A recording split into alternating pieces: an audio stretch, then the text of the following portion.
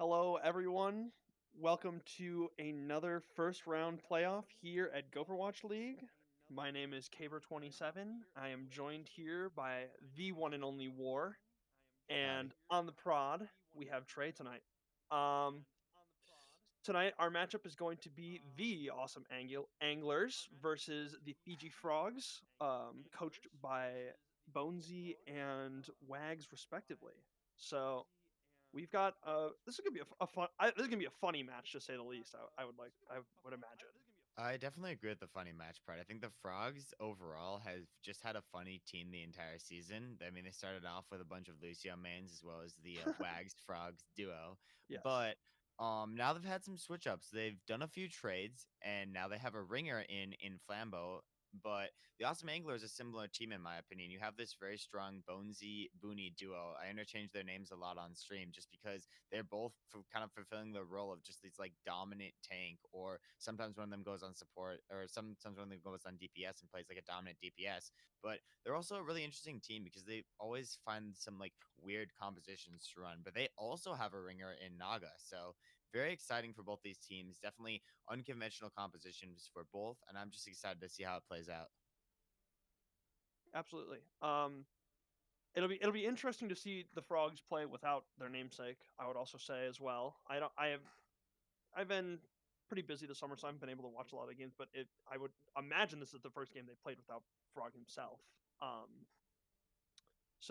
It'll be interesting to see how the team environment changes. With all of these trades and with all these. Mikey going on an absolute tear though, shows that they don't even need the nano. Oaks with the bomb coming out, finds Mikey and the remake. Oh my gosh, Oaks, you're going absolutely. And both of them definitely going to be clean it up, and the Cats are able to stabilize on the point.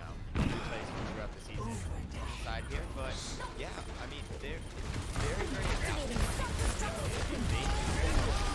Whatever team has a competitive plan. I just feel like we're able to work well. Kua in this moment, yeah, I think Kua is just a career as well. Ringing green. So then maybe the better team. I mean, I don't even know. Like that's what 33% of your team that's completely different, and a team that already had Oh, like how multiple far they're going trades to be able to before clutch this out? Yeah, Yeah, absolutely. looks like a massive fight's brewing here on that left side high ground. Big sleep comes on to Fruitles, but he's woken up just as quickly. Fruitles does fall though. Purple Jesus getting and probably in between maps to fill up the dead space. So something we're trying out. Let us know what we're thinking, and hopefully all goes according to plan there. Yeah, obviously. I mean, Trey with the amazing production, gonna make the replays, gonna be completely amazing. But I believe we are ready, and we're gonna be hopping into the first match. It's gonna be Lijiang Tower, and without the namesake of Frog, I'm wondering how Akua will play into the Frog's composition. Legion Gardens is kind of classic six-man composition. So I mean that's what I'm expecting to see probably out of the Frog side. As for the awesome anglers, this team is an enigma. I honestly, like I was saying, I have yet to kind of like engage in watching a lot of uh, the Gopherwatch League content, but I mean some comps that I'm not entirely surprised by. We're gonna get the double bubble composition from the anglers, with Booney on the monkey and Bonesy on the Zarya, with featuring a pharmacy with Nagaina's Pharah. From the Frog side, we're gonna see a lot more traditional of a rush comp, with the patented Wags Reinhardt. So let's see it go. I'm interested to see how the Wags Reinhardt's really going to stand against a Bonesy Booney tank line representing the Awesome Anglers. I think it's going to be a very interesting matchup to say the least. But now they have Kua on the Baptiste for the Frogs. So that can create a lot of space and a lot of damage. But looks like the Frogs going to be the first one to take space, and Lol's going to give it a pick off on to Mighty Dwarf. Now they can really just back off because they have the pressure on the point, and now Mighty Dwarf finally going to get res back up, finally going to gain back with the teammates. And at this moment, Booney's going in to try and, negate the point completely flipping, but Frogs have the point for control. Muffin Lumps get the boop off, but nobody's actually capturing the point for them, so they just want to win this fight before they even go in and capture anything. Yeah, this is gonna be a hard it is interesting because clearly we see that the I stand corrected. A huge primal rage from Booney alongside the boot from Nagaina. It's going to be really tough for the Phrogs here to kind of get in and take space when there is a Pharah pelting down from above without any substantial long-range distance to take care of her, or the Mercy for that matter. But luckily, the Anglers have broken the TP, so it's going to be a little bit longer reset for the Phrogs, and Nano's going to come through, and the grab as well. They're going to put down a lot of pressure on the Wags, but they're going to be canceled out. The anti is also completely massive, and the Shatter to boot with that for Wags. Wags now going in very, very aggressive here, and they've created a ton of space against the Awesome Anglers, and they're just going to push them fully back. So a fight that I would have assumed that the Awesome Anglers would have had the advantage in ultimates, they didn't end up taking. This fight kind of highlighted the importance of getting the zone first and getting to the point first, because you can kind of just live on the point a little extra longer, and there's not really a lot that you could do if you could just stand there and gain this percentage. As we see, the Anglers have 0% as of now. During this next engage, though, we are going to see a barrage out from Nagaina, so we're going to have to see said defense matrix just eat all of that barrage. Window comes out from Akua, poking away at Mighty Dwarf on the bridge. It's just Booney left, but 6 people versus 1 monkey. I don't like my odds there either, as a team kill comes out for the Phiji Phrogs. And the positioning, I gotta say, Flambeau's Wallace Symmetra did an amazing job of just kind of like denying Nagaina really anything. Now Nagaina is actually going to switch off onto Soldier, as well as Kerbology flipping over to the Brigette. However, looks like they're going to do a different rotation here. They're going to walk towards the left side, and that's going to give them a little bit of space. But with Symmetra TPs, the Phiji Phrogs can do a lot on the left side, and not a lot of ultimates out for the Awesome Anglers. Only that high noon that can really get value, and if Bonesy's going to be able to build up the grab, they could get it at the end of this fight. But I'm really looking for Mighty Dwarf to having an absolutely amazing high noon here. The high noon is going to be activated, but Bomb's going to counter, as well as the lull ultimate with Reaper as well. That's just going to do so much, and that's just going to be a clean win for the Phiji Phrogs. That was a really good point for the Phiji Phrogs. They were ulting at the same time, or ulting ever so slightly before the Anglers to get an advantage over in every single fight, and forcing the Anglers to kind of do a composition swap halfway through, knocking off the Mercy, the Pharah, and the Winston. Kind of allowed them to just have a better ult economy overall over the course of the round. Some more traditional comps over here. We're gonna see 2 rush comps here. One featuring Azaria, one a D.Va, and then I honestly think the Symmetra is probably gonna be a bit of a very important part of this very beginning of the fight, because the person who controls the White Room first and can get their close range DPS up there first will probably have an easier time taking the first point. Yeah, Phrogs definitely have a better rush because they're so used to playing with that Lucio, so they're always going to be the first ones to the point with the Symmetra and Lucio kind of battling it out together. So that means that they're able to get so much more space. But now Booney on the Reinhardt, I'm interested to see how this is really going to counter out this space. But Wags already exerting this main tank differential. Fire strikes out Booney, and now is finding the rest of the team as they are just rolling all the way to the Anglers choke. Oh, lol, 24/7 with 3 kills on the Reaper guy. Can execute a kill in 2 to 3 clean shots. But what was said earlier rings true. When you get to the White Room and you get to the point first, you have to be the aggressor, as the Awesome Anglers had to be, and it's just harder. You have to put resources into getting to the point. Oh, big fire strike from Wags alongside the window from Akua. This is what I was talking about too, with these early ultimates allowing.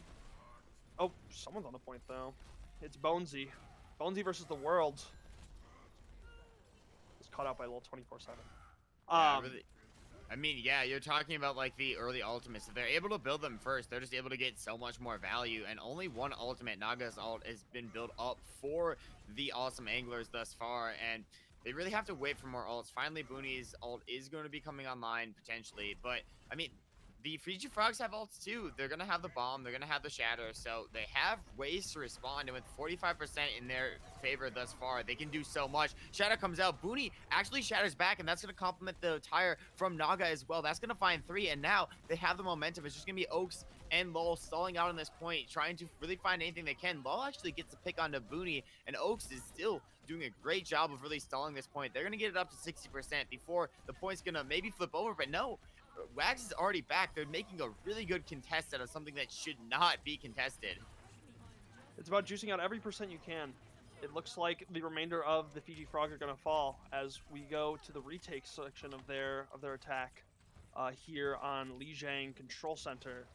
It's going to be a little hard to break through though with the Nagaina Junkrat being able to spam these tight hallways. It's really hard to get in without burning a lot of resources, but across the D.Va defense matrix and the shield. Grab comes out from Bonesy, pins in from Booney with the nano. Death Blossom invested from both sides. It looks like Mighty Dwarfs finds a bit more, as it looks like another fight in favor of the Awesome Anglers. Yeah, they did a really good job of wiping up those kills there, utilizing Death Blossom and the grab in sort of just combination to get complete wipes there, and they're not even losing the ult economy yet. They still have some very good ultimates. This is exactly what I like to see from the Awesome Anglers. Once they get overall control, they can do such a good job of just holding on with Bonesy and Booney. Sorry, I got those names a bit confused. But now the rally's going to come through, and rally as a whole could be a fight winner, but they're attempting to stop that with support ults. Muffin Lumps and Akua, both of their own ultimates, and that's going to turn the favor into the Phiji Frogs side. They're just all going on a point. They get the entire support line of the Awesome Anglers, and they're going to be able to flip this point. And that's the point where you have to realize maybe it's not worth it to be so aggressive with the rally. You can gain the armor and stay back. You don't have to go in as far as you do. And Muffin Lump saw that opportunity and used a defensive beat and allowed their team to take a bit extra damage as they pushed in and dealt and became the aggressors. Big shatter comes out from Wags, finding it onto Booney, taking it out 3 picks early for the Phiji Frogs as cleanup is going out in these last 5%. Bonesy is found out of mech here and killed in the Baby D.Va form. Booney cannot get back fast enough. It's just going to be a map win for the Phiji Frogs, and the Phiji Frogs doing a great job, even on sort of a wonky composition with 2 ringers in, and maybe not really playing to their strengths. They're really able to find some compositions that work out well for them. Yeah, a lot of explosive plays this game. I think it was still pretty even in terms of like, you know, these team fights going one way or another. I think the Awesome Anglers could have played a little bit farther back and, you know, played to their outs a little bit stronger. But it appears Lump saw that opportunity and used a defensive beat and allowed their team Bonesy to known for just like selecting it and then just saying R almost instantly. Yeah. They just want to get back in the map. They want redemption. And I know that feeling. When you lose a map, you just want to go right back in and counter. And I think cleanup is going out in these last 5%. Even though Wags was really dominant on the Reaper, as we get to see a couple replays coming in from this match, but even though Wags was very dominant on the Reinhardt, sorry, not there's Reaper, gonna be a hard. I think that if they have more of a rush comp, they might be able to counter out the Phiji Frogs aggression. I think that when they're on Brawl versus Brawl, it can be fairly even between the huge grab that the Frogs were able to get there sooner, because Death Blossom invested from both sides. It looks like Mighty Dwarfs finds a bit more. Now that the Lucio is going to be mirrored, and we're probably not going to be seeing the Symmetra on King's Row, I'm interested to see exactly what the Awesome Anglers do, because they've been loving King's Row. They've been very dominant on it other than week 1 throughout the entire season. So I'm very excited for what they do well, and what they do well is this amazing, you know, Brawl Rush type composition. Yeah, we're gonna see saw that opportunity and used it. I like the highlights, the old highlights displaying the aggressive tank plays that kind of made the match happen, I guess. I don't know, for lack of a better term. We're gonna see some classic Brawl comps on King's Row. We're gonna see a Zarya in terms of the Awesome Angler side, and then a Diva in terms of the Fiji Frog side. A Widowmaker from Flambo Jambo could be quite large. Nagaina's faded Hanzo as well, opting for that Grav Dragon combo, but Akua with his lamp usage might be able to shut that down as well. We're going to see an early aggressive push to the statue from the Phiji. Speed amp is invested, it appears, as Wags reaches the wall. Bonesy's caught out alone, and a very early pick onto Bonesy here. Lamp invested from Kabr27 as a very apparent first fight win for the Fiji Frogs as they capture and go through the streets phase. Yeah, they're going to get a very good, first capture of point A here, but that does mean that Booney's going to get back in time to really hold off this choke, and this choke can do a lot because the Frogs don't really have anything to really gain this high ground or really flank around, so they just need to go straight into it, and that's exactly what they're going to do. They're going straight in with all of their utility, and they're just going to use the shatter comes through. It's absolutely massive. That's going to be basically the entire, team of the Awesome Anglers just completely wiped out there. Yeah, a lot of space is being taken from the Fiji Frogs here as they go all the way to the end of second point here.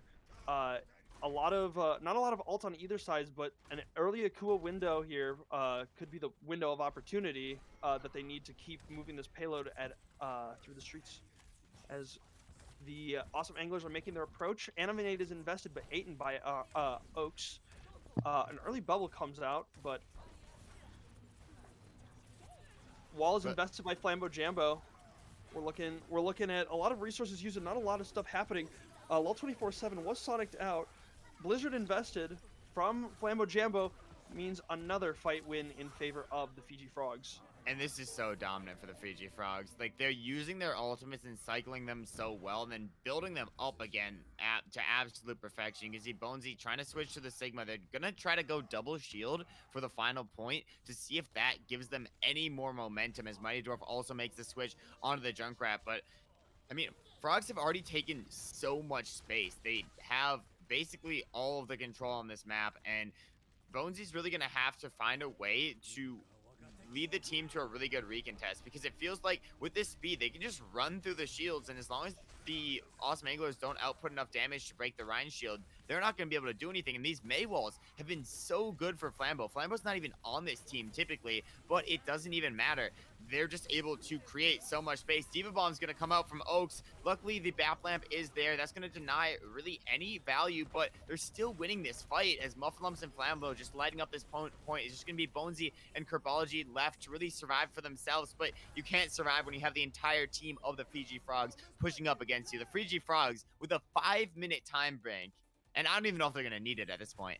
Well, yeah, like 5-minute, 11-second cast time bank for the Fiji Frogs. Well, 24/7 says don't talk about the Blossom, but I don't even remember seeing a Blossom. So sorry, Logan. That's probably why you shouldn't talk about it. Maybe just miss the entire Blossom.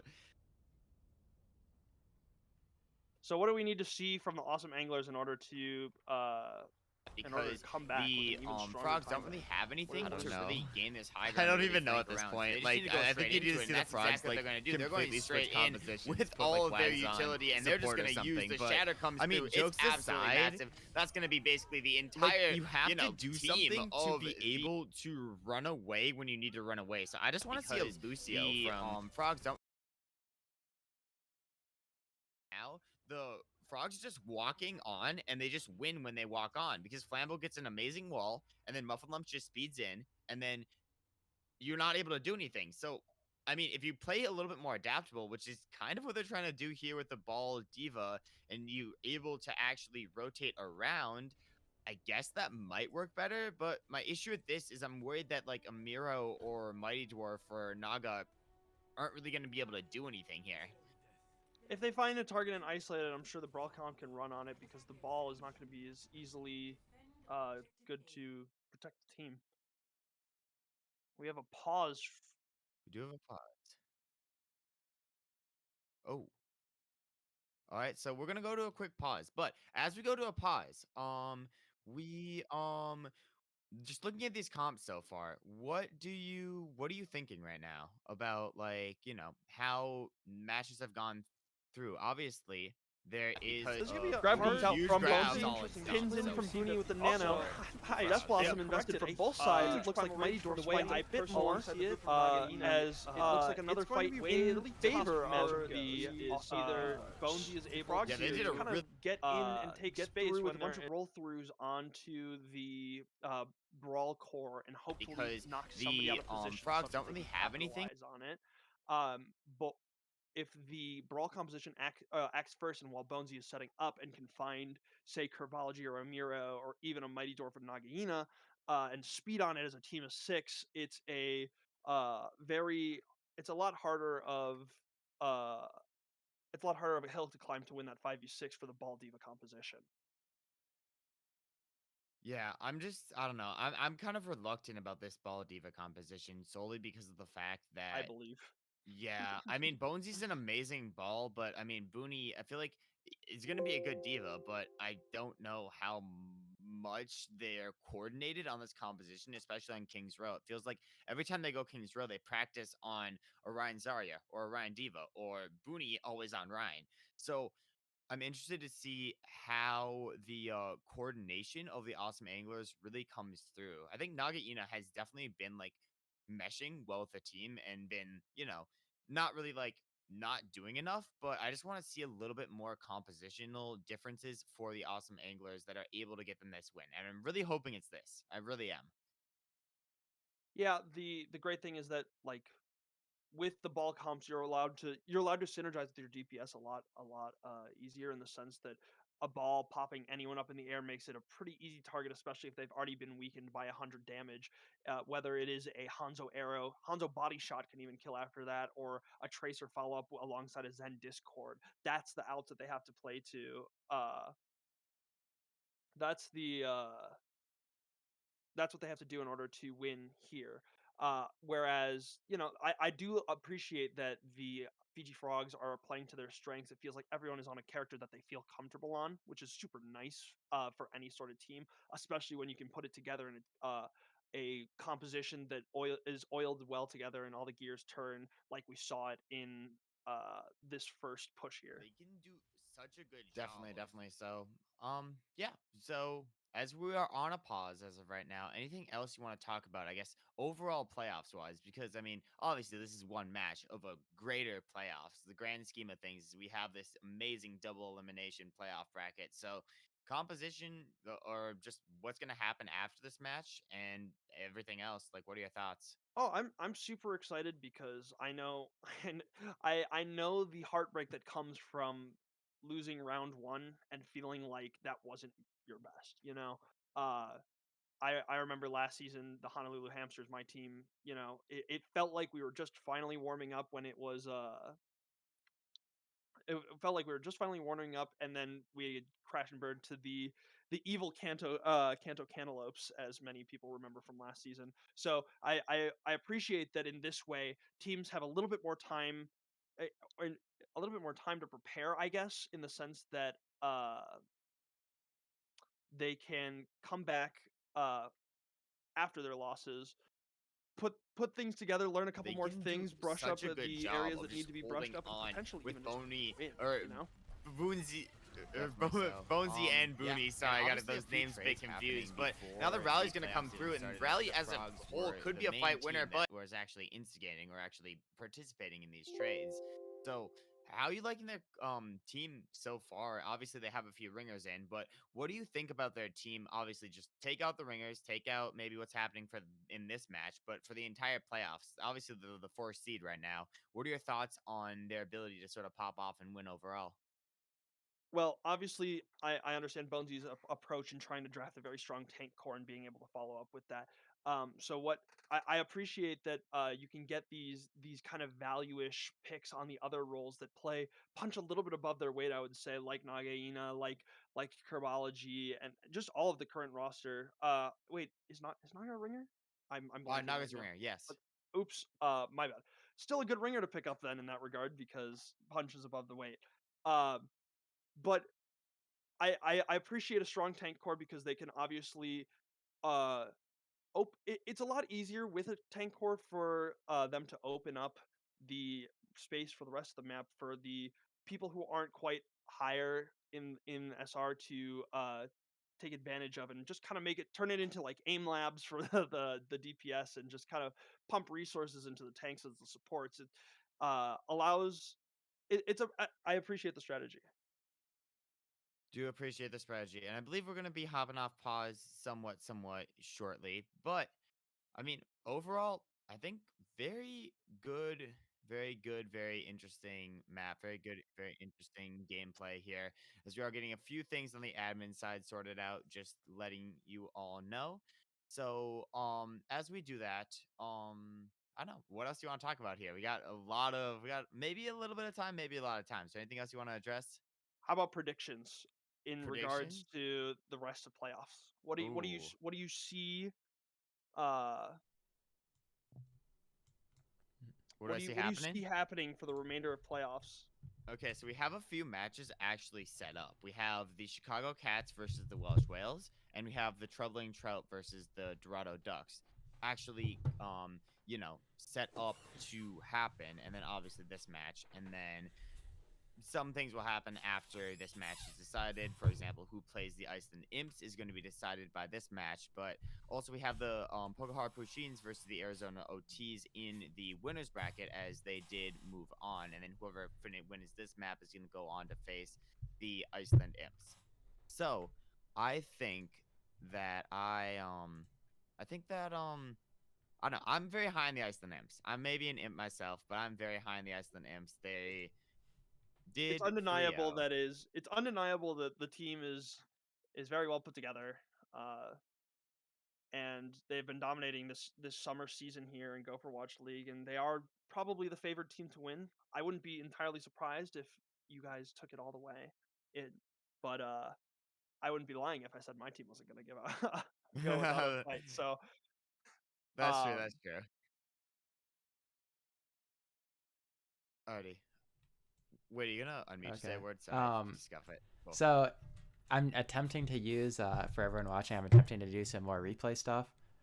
This is the first trial in it. I've learned how to make this better. So next time that I am broadcasting, I attempt to do replays. It'll be a lot less scuffed. There won't be the repeat audio, as well as it'll be more fluid going into it.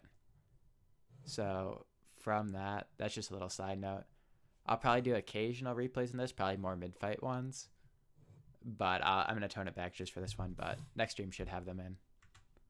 Awesome. Thank you so much, Trey, for that insight. Obviously, we love the work you're doing behind the scenes. And even if it doesn't work out this time, we're interested to see what's going to happen for these previous playoffs because we want these broadcasts to be as amazing as possible. But back to these playoff predictions that we were talking about here, MJ. I think that other teams that I am high on overall would probably be the Emma Skies. Obviously, they did drop down to the losers bracket, but I think once they have Frogs don't Fancy really and have once they anything to in, really I gain think this they high can ground or really flank put around on us. a They just need to strong go straight showing in into the it, and that's losers exactly what they're going to do. bracket, They're as well going as straight the, in Poker with Hard all of Pushing. their I don't utility, think and they're they're just going to going use the shatter I think comes they're gonna through. beat It's the OTs, absolutely and massive. then That's going to be like basically the predicting ahead. I think they're entire, gonna beat the OTs, team. and I think they're going to lose to the Imps, but I think they're going to do well in the losers bracket. That's just a lot of bold predictions right there coming in. I see. No, not biased at all. Not biased at all. Definitely not biased at all. Because the way I see it, the Okay, OTs. okay. Hold up. But this is definitely I like this season a lot. It seems like a lot of I like that a lot of the teams seem to have kind of like found. It took a bit with all these trades going on and all of. It feels like a lot of the teams have found like their fitting almost, where the type of people, the type of players they have on the team are Because the pretty Frogs like don't really in have sync, anything. which makes for a very fun season, which is kind of what you want from the summer season, right? You want a fun. Well, we are restarting KR. So Yeah, so I are we believe we are allowed? gonna get a full restart on the map of KR. I believe the composition for the Phiji Frogs was a little bit different according to the rules. However, I think Wags is also going to be requesting a bit of time to figure out a new slash different composition. So we may actually get a pause on this restart of KR while they discuss that as well. But when we're getting back into the gameplay, it will still be KR. The Frogs will still have a lead of 1-0 on the overall map pool. However, we will be seeing a restart in the KR, so the Frogs do not get that 5-minute time bank. Yeah, that was what I was going to mention. Is the biggest thing you take away from this is that you, as the awesome anglers, you get to go into this match with the information of how the Fiji Frogs would like to attack King's Row, what they're gonna do, what their plans are. They know they're gonna push up all the way to the end of second, so how can they capitalize on that? Maybe they go to the ball diva even earlier and try and find someone out, or all collapse on top of the one person pushing the payload, which is what we saw. You can take this information and bring it into your next defense. Yeah, I think with that information difference, obviously the Frogs are definitely going to switch some stuff up, but I'm more interested in the switch ups that the Anglers are going to make in terms of compositions, because I doubt that they're just going to full stick to this ball diva composition, especially if they're going on to defense. I think on defense that composition just won't work at all. So I'm interested to see how they switch up their defense specifically, because they were just getting destroyed by like Ryan and then May and then Lucio, just May all was in especially combination. hard. Yeah, it was just so crazy. Which is tough, because you would imagine with the Zarya projected bubble, you could cleanse the freeze that May puts onto the Reinhardt as he gets cut off. But I don't know if they were able to get around the walls or not, or what the issues were. Maybe they need to be a little bit more liberal with charging the bat boots and jumping up and throwing down the immortality field and just keeping your Ryan alive just even a little bit longer. I mean, Booney is such a high value player. Like, you need Booney alive. I think the reason that Bonesy has Booney on this team is if you keep Booney alive, that's an entire team. Booney can do some amazing things as Reinhardt, even as a solo. We've seen some of these amazing, like, crazy flank shadows. We've seen amazing potential just lead the team as a whole. So I want to see the awesome anglers just the Frogs don't really have anything to really gain this high ground or really flank around. So they just need to go straight into it, and that's exactly what they're going to do. They're going straight in with all of their utility, and they're just going to use the shatter comes through. It's absolutely massive. I want to go back. That's going to be basically the entire, team. I think it could honestly work on defense if they go for a little bit more, and if we see maybe Nagaina on the Hanzo or the Ashe, and you can play a bit pokier, and then use the ball slam as more of a slowdown, especially if you can get it on the time they use the speed amp. You could really buy yourself a lot of time to open up some pick potentials, or just deal a lot of damage with dynamites or storm arrows. I think that the most important things teams can do in Gopherwatch League is play to their outs. And to do that, I think you might have to play a bit more pokey of a comp against, because we have seen nothing but the domination from the Fiji Frogs rush comp. Yeah, and thinking to the future, I'm wondering if Nagaina and Mighty Dwarf would win a long range battle against like Flambeau and Lull, just in general, because I feel like Flambeau and Lull have been playing like a Reaper, a Symmetra, like Cass, like really, really close range characters. And I want to see that battle extended to long range. So even if the awesome anglers do win KR, I think the escort map, you're more predicting it, so you can give the Nagaina and Mighty Dwarf value. The Frogs. I agree. You get, because the other thing is, we know that Mighty Dwarf he plays the Cass a lot. He plays the soldier and even a bit of Torb. You can get these kind of longer ranged poking options, and just stay away from the Reinhardt that'll just run you over alongside the rest of the team. And obviously we know Nagaina for his Hanzo, his Ashe, and his other long range DPS heroes. I think that if they just play a little bit farther back, a little bit more defensively, that's how you're going to put a stop to this brawl composition. Definitely. But, I mean, we're going to have to wait to see when we actually do get in this map. Any other, predictions for the map as a whole, or the playoffs as a whole? Or just anything about the season, I guess. MVP predictions we could do? Oh, that'd be so far away, but yeah. So that involves predicting who do you think is going to win this game first. Okay. How about you pick one from one team, and I'll pick one from the other. So I meant like entire league MVP. Oh, geez. Like big scale. Big yeah. picture. Sure.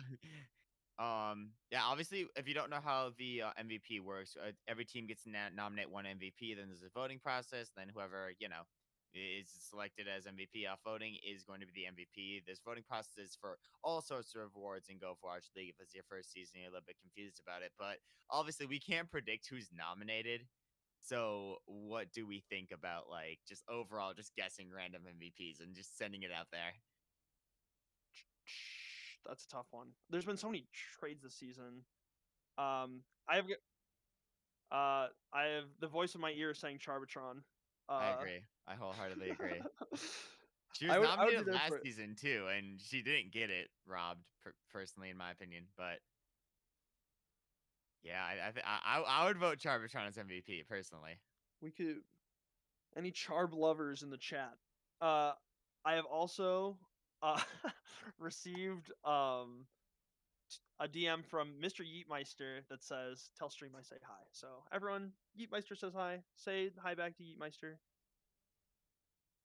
Hi, Meister. I don't know. I'm the only other person who can talk here, so say say that there. Ayo, Oh, Ayo brother. could be big. Wait, hang on. I just wanna. It's appearing that we're gonna need a new ringer for the Phiji Phrogs. Maybe.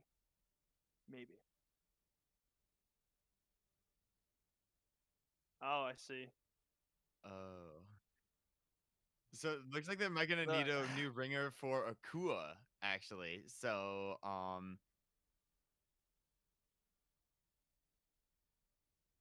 yeah, I don't know. I'm not gonna go over the entire like technology of like how the actual composition with ringers adds up as a whole, but the was it the Fiji Frogs maybe looking for a new ringer, so hit Wags up if you know War here anybody. sounds excited to War tag sounds in. excited to ring. If you ever heard of this War guy, he could totally ring for anybody. I have yet to ring for a single team, but I've also yet to lose a regular season match in about 12 matches. Sure. So I feel like this is value, right? Like if you have me on your If team, you want to win, you pick War. yeah. And yeah, I believe we are going to be getting an update from Trey, the voice in our head, and everybody's favorite prod, about what the exact situation that's happening on. So Trey, take it away. Okay. I'm not admin, but essentially what's going on here is the Frogs have been running a roster that was illegal through the first map and second map. It was illegal because in the ringer rules, it says that if you're ringing for someone, you still use the player's SR that you are ringing for. So let's say that a 4K player is being ranked for by a 2K player, you'd still use the 4K SR.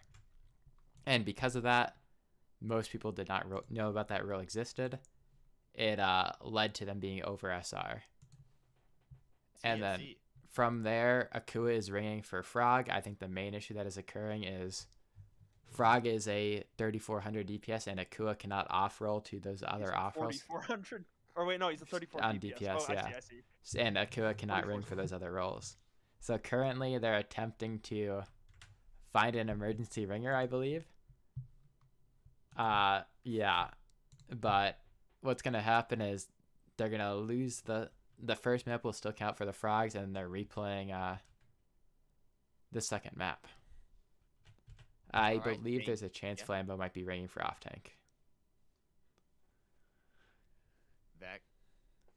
I don't know how this adds up compositionally, but if it works, it works, and that's the mentality we are gonna go with, because that's the mentality I've been telling myself on this cast. If it works, it works. Thanks for sticking with us, by the way. This is a very awkward lump of time, but I know that everyone in chat has things that they could be doing, and yet you're spending time with us, and hopefully we get to watch another awesome King's Row, a couple of awesome King's Row attacks, because we are going to get at least 2 more. We're definitely going to get at least 2 more. And while we fill time, back to this whole MVP predictions. Any bold predictions that you want to put out there? I have a few, but I want to see if you have any so far.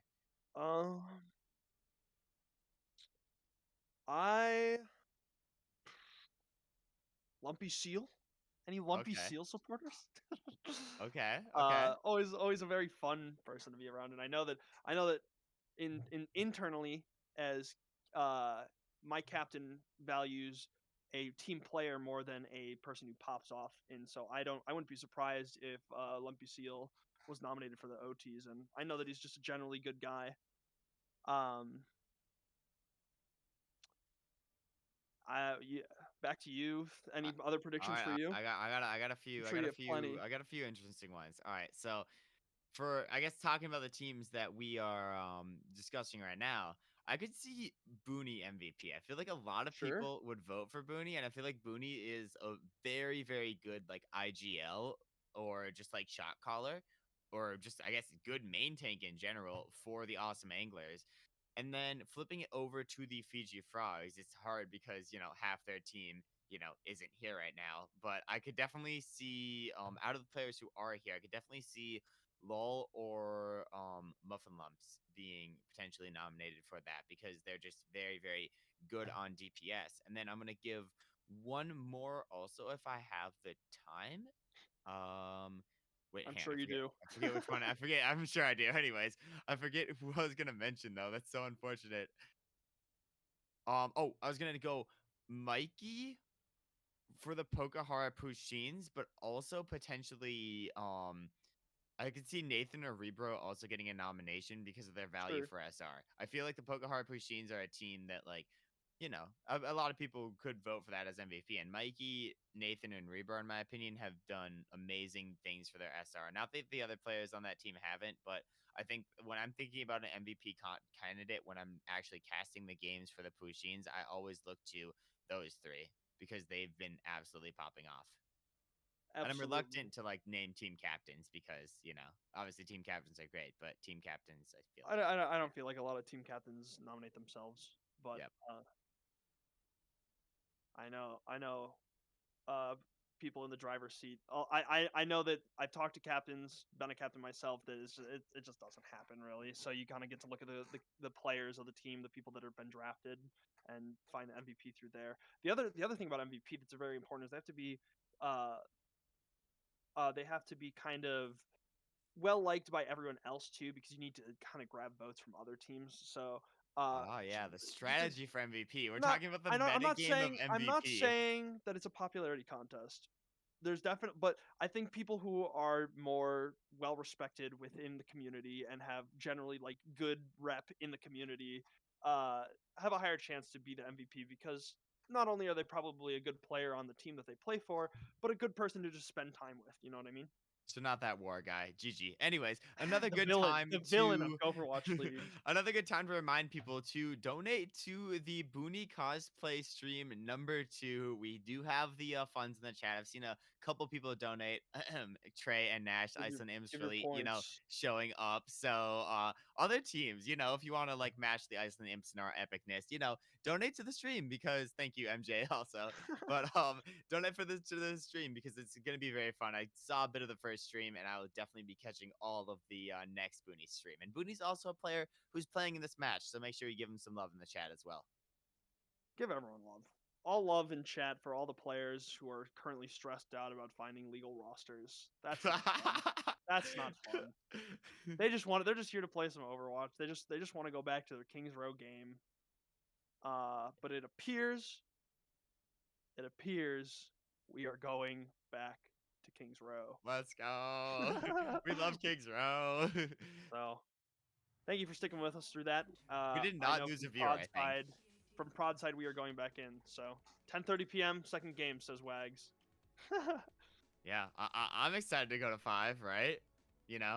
Match 5, we're up till midnight. I am extremely sick right now, but, we win these anyways. So we do get a switch in, I believe, who is attacking first and who is defending first, as I really hope Herbology did not DC.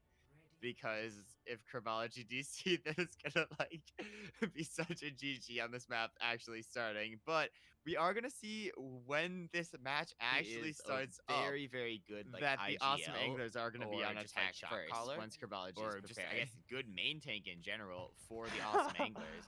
And then flipping it over to the Phiji Frogs, it's hard because, you know, half their team, we're looking for a you know. pause here. Oh, Kabr27 is back. returned. Kabr27 back. Let's go. Huge. Absolutely massive.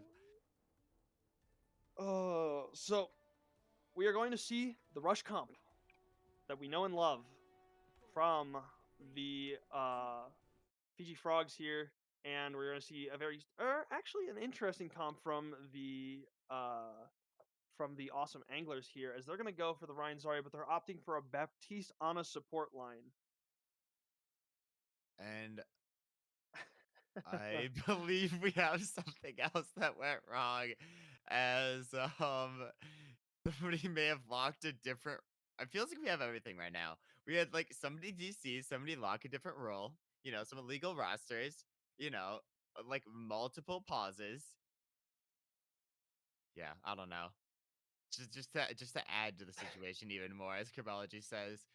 Kabr27, if you can hear this, just drop a cool spray when you get off pause. That's gonna make everything better.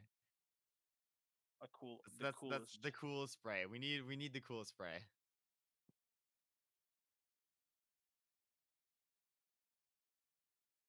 Oh god. I think that we just need a lobby reset, but who knows? Not me. And then we just have to wait another minute in the starting rooms. Woohoo! You know what I think I need? Caffeine at this rate. Yeah. Because how long we're gonna be up casting Everyone, this. are you more of a coffee or a tea person for your morning drink of choice? I gotta ask before the chat all comes in with the answers. MJ, are you more of a coffee or tea person for your morning drink of choice? Love coffee. I love Okay. coffee. Based? Every morning. I went on a vacation with my friends last week, and Got it was it. like the first time I hadn't drank coffee in probably like 5 to 6 months, and it was despair. It was actual despair. Just could not get out of bed. No, you get out of bed fine, but caffeine's kind of addicting in the sense that you get like the headaches and the withdrawals, uh, and chills for any of my chillers in chat. Any mains in chat? No, GG. not even mains, just people who get chills. Are there any people who get chills in chat? Okay, and well, the answer. I will say I do not drink caffeine. I haven't drank caffeine in 5 years. Water enjoyer? I'm a big water enjoyer. I'm a big lemonade enjoyer also, or limeade. Like limeade's like so underrated. Thing I missed most about school was the unlimited milk dispenser in the dining halls. That's what I miss in Pioneer Dining Hall. Okay. If Centurion is in the chat, shout out to Centurion, for Pioneer Dining Hall infinite milk dispenser. I have gone to this Pioneer with Centurion before, and it's been quite vibey every single time. I don't like Pioneer Dining Hall. What? Bro, that was my dining hall back when I was in Frontier. Well, it was mine too. It was mine. To Pioneer. But they would just serve like the bad fish and whatever.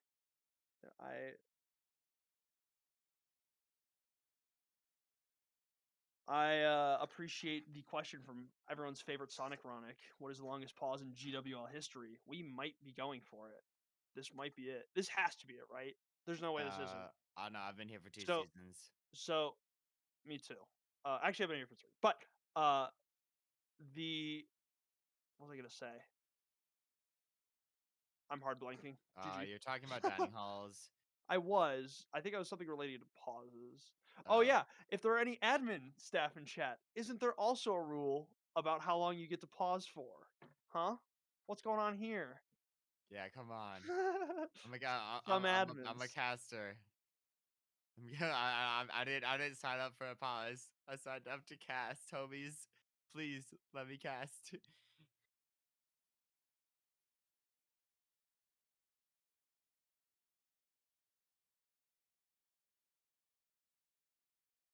Thanks, Muffin Lumps. Thank you, Muffin Lumps. We needed that. We needed that. Just because Muffin Lumps, you know, said casters, you're doing great. I now have like at least 2 more minutes of energy to keep casting right here. At least 2 more minutes of energy. If not, War will explode. If not, he'll explode.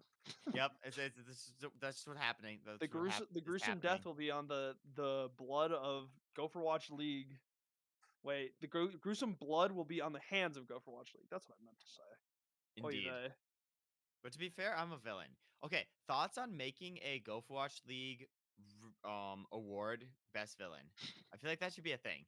I think it's a bad idea, but only for one reason, and it's that you would win it every single season. I know. It'd be too unfair.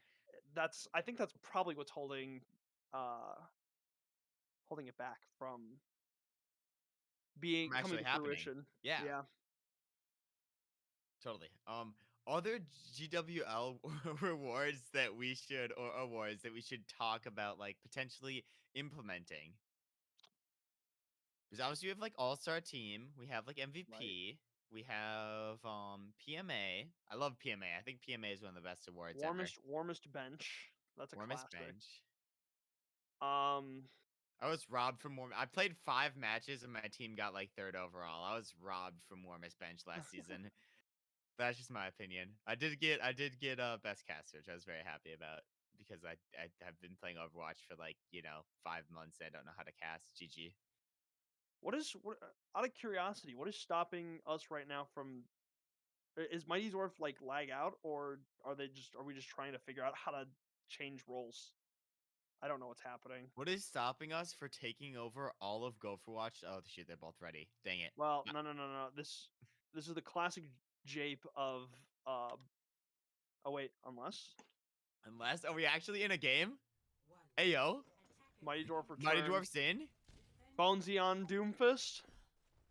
Oh, we do get to see the Bonesy Doomfist. I think this is gonna be great because they definitely needed a DPS to I guess go in and just create a lot of space. But obviously it was said in chat that Bonesy's gonna be on Doomfist. The Phrogs know really how to counter this, how to deal with it, because they definitely were expecting the Bonesy Doomfist. It's a character he's infamous with, but do they expect, the Zarya to back it up, the bubbles to be used on Doomfist? I guess they do enough, as LOL finding 2 picks onto them.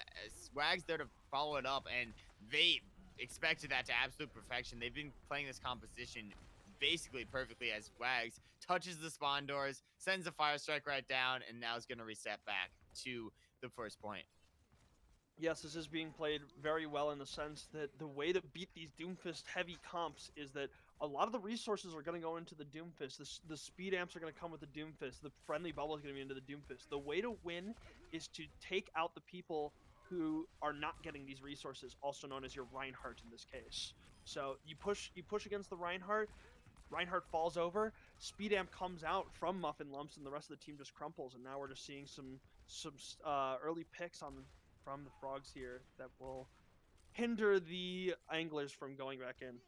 But the Anglers are going to make a swap. They have a Miro on the Lucio now, and in my opinion, this is exactly what they needed here, because now they can actually aggress into them, but it may be too late as Akua does pop that window as well. High Noon's going to come through as well. They've built up a lot of ults, and they're just using them on the side of the Phrogs. It's going to be a full team kill for the Phiji Phrogs again, but a couple ults used in the process, and that may have not been fully worth it if Booney / some of the other awesome anglers are able to build up their ults in time. Yeah, they didn't really leave anyone else for any ults for this next fight, as we're gonna come in. No ults online from either team. A rush from Hotel from the awesome anglers. No speed amp anymore. Hammer down comes out from Booney, finds Wags, pinned across the map. A couple picks in favor of the Phrogs. Dragon comes out from Naga. Doesn't find anything quite yet, but there are still some people wrapped around. A very split team fight at this point. Naga being caught out all the way on second point is trying to hide away in favor of next fight. Is set up and ready to go. Yeah, Naga's set up in a fairly good position, but I don't know if they know that the D.Va's going to be coming back to absolutely destroy there. But B's going to come out as well as grab, and another window built up by Akua. Man is absolutely insane on this character right now, and that's just going to benefit the Phiji Phrogs even more. I don't even know how many times the Phiji Phrogs have gone down, just as single player has gone down, but the feed is lighting up all blue thus far, or green in the case of the stream. 1 minute remains for the awesome anglers here with no ults to their name, although we are getting close to another shatter. Let's see if Wags here can block said shatter and really invalidate any sort of economy. We have a Death Blossom from LOL 24/7, which could be very... Ooh, the flash plus the shatter. That was really good. Bonesy on the Cassidy character now is able to coordinate that. They're leaving just Akua and Oaks alive. Probably not enough to take it. Kabr27 finds Akua, and Oaks is still stuck behind the back line. They're looking at a big stagger here. Yeah, not even going to be able to get a touch off, and now the entire team of the Awesome Anglers just going to run at Oaks, get that stagger off, and that stagger is going to be big because now they have the, I guess, numbers advantage or be able to equalize the numbers because they need to have one person anchoring on cart, but it allows them to gain some momentum, and with both support alts, they can easily, you know, push up and take a bunch of space while the Phiji Phrogs are left just waiting for Oaks. It's especially good considering that by waiting for the second point to capture, by killing Oaks after the point is captured, sends him all the way to the end of the map, and there's a much longer walk than if you kill him waiting for everything else. We are at teams of 6 here. The dragon comes out from Nagaine and the window from Kabr27. Bonesy unleashes a high noon, finds Muffin Lumps, and a couple picks are in favor of the Awesome Anglers. We'll see if they can turn this fight in favor of them through the streets phase. Booney finds Flambo Jambo out of mech and out. We are going to replay a highlight from earlier this round 24/7, which could be very... Ooh, the flash plus the shatter. That was really good. Bonesy on the Cassidy character now. Here we're going to see the big flash shatter finding the 6 there. Amazing work from the Awesome Anglers here. And back in the game now, we are going to see a bunch of ults come out. Flambo Jambo with the 2-man bomb. The 2-man bomb for Flambo. That's actually going to win the fight because the fight before this was going in favor of the Awesome Anglers, but it is not anymore. Backed up by a great flash by Oaks as well. It's going to completely, you know, deny the Awesome Anglers this second point capture, and now they have to really fight for this recontest here as the payload is slowly getting pushed away, and that was, I believe, 2 ults from the side of the Phiji Phrogs, and Bonesy already getting a pick onto 1, and Bonesy is going to be able to find the Deadeye. Not going to be able to get anything though, but it's going to enable Booney to really go through and get a pick onto Wags, and now the entire tank line for the Phiji Phrogs is going to completely fall apart. Bonesy's there to pick up that last kill on to Muffin Lumps. Naga shuts down Akua, and supports finally fall as well. It's going to completely dismantle the Awesome Anglers, and this definitely feels like a different map.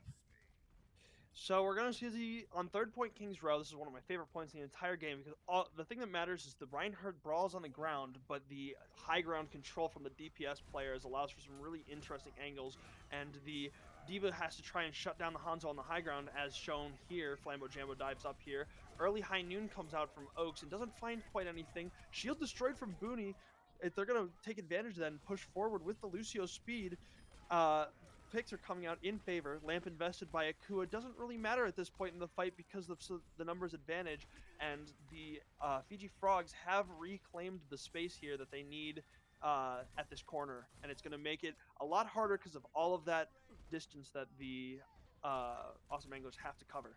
But now you have 4 ults potentially online. You see the Dragon coming through as well. That's going to completely clear out the payload as well as split up the team, enabling the pick onto the D.Va. Now Oaks is caught on their own island as Booney is going to drop that hammer down as well. It's going to be fairly big, and that's going to be able to find 1 or 2 picks. It's going to get a little bit of follow-ups. Now you have Muffin Lumps and Lol just trying to stall at this point. The Maywall is going to be a good job to really stall. Oaks still alive, but it's going to get shut down by Mighty Dwarf. But before that, finding a pick onto Kabr27. So now the Awesome Anglers have sort of been slowed down a bit with a lack of supports. Wag just hiding in the corner, but Booney's going to find them out. The flash is going to come through. These flashes from Bonesy have been absolutely clinical. Freeze also going through from Lol. That's going to at least slow down the point. Maybe going to be able to shut down the players they need, and Booney will fall in the end. Bonesy getting the pick onto Oaks, though. Bonesy's been absolutely clinical with these picks at the exact right time. But Flambo comes in, drops the bomb on the point. The bomb is massive, finds 2, and that's gonna at least stall for the Phiji Phrogs for a bit more and might actually win them this fight.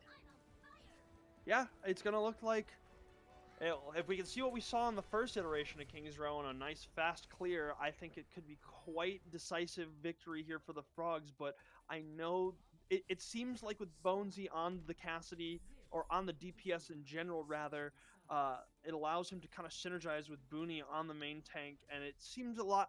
It seems a bit more cohesive Phiji here Frogs. with And the Bonesy defense already and getting a the pick awesome onto Anglers in one, general. and Bonesy is going to Yeah, be able the to awesome find anglers the Deadeye. Not going to be able to definitely get are seeing anything a though, bit but more it's going to cohesive. I enable love that the Booney to really cohesion go did come through and from, get a pick you know, sort of onto Wags, influencing and the now the entire composition a tank little line bit switching for the role of Bonesy and also switching Amiro to that Lucio character. But it seems to have came through. Now that Booney is able to gain value, I'm interested to see how they carry on this momentum and if they're going to be able to get these, you know, crazy first point holes. Because I remember on this first point or the first attack of the match, part of the match that didn't count, they were really getting shut down by Lull just hitting some amazing May walls and just splitting up the entire team. Actually, no, I believe it was Flambeau hitting the May walls because the roles were switched around a little bit for that team.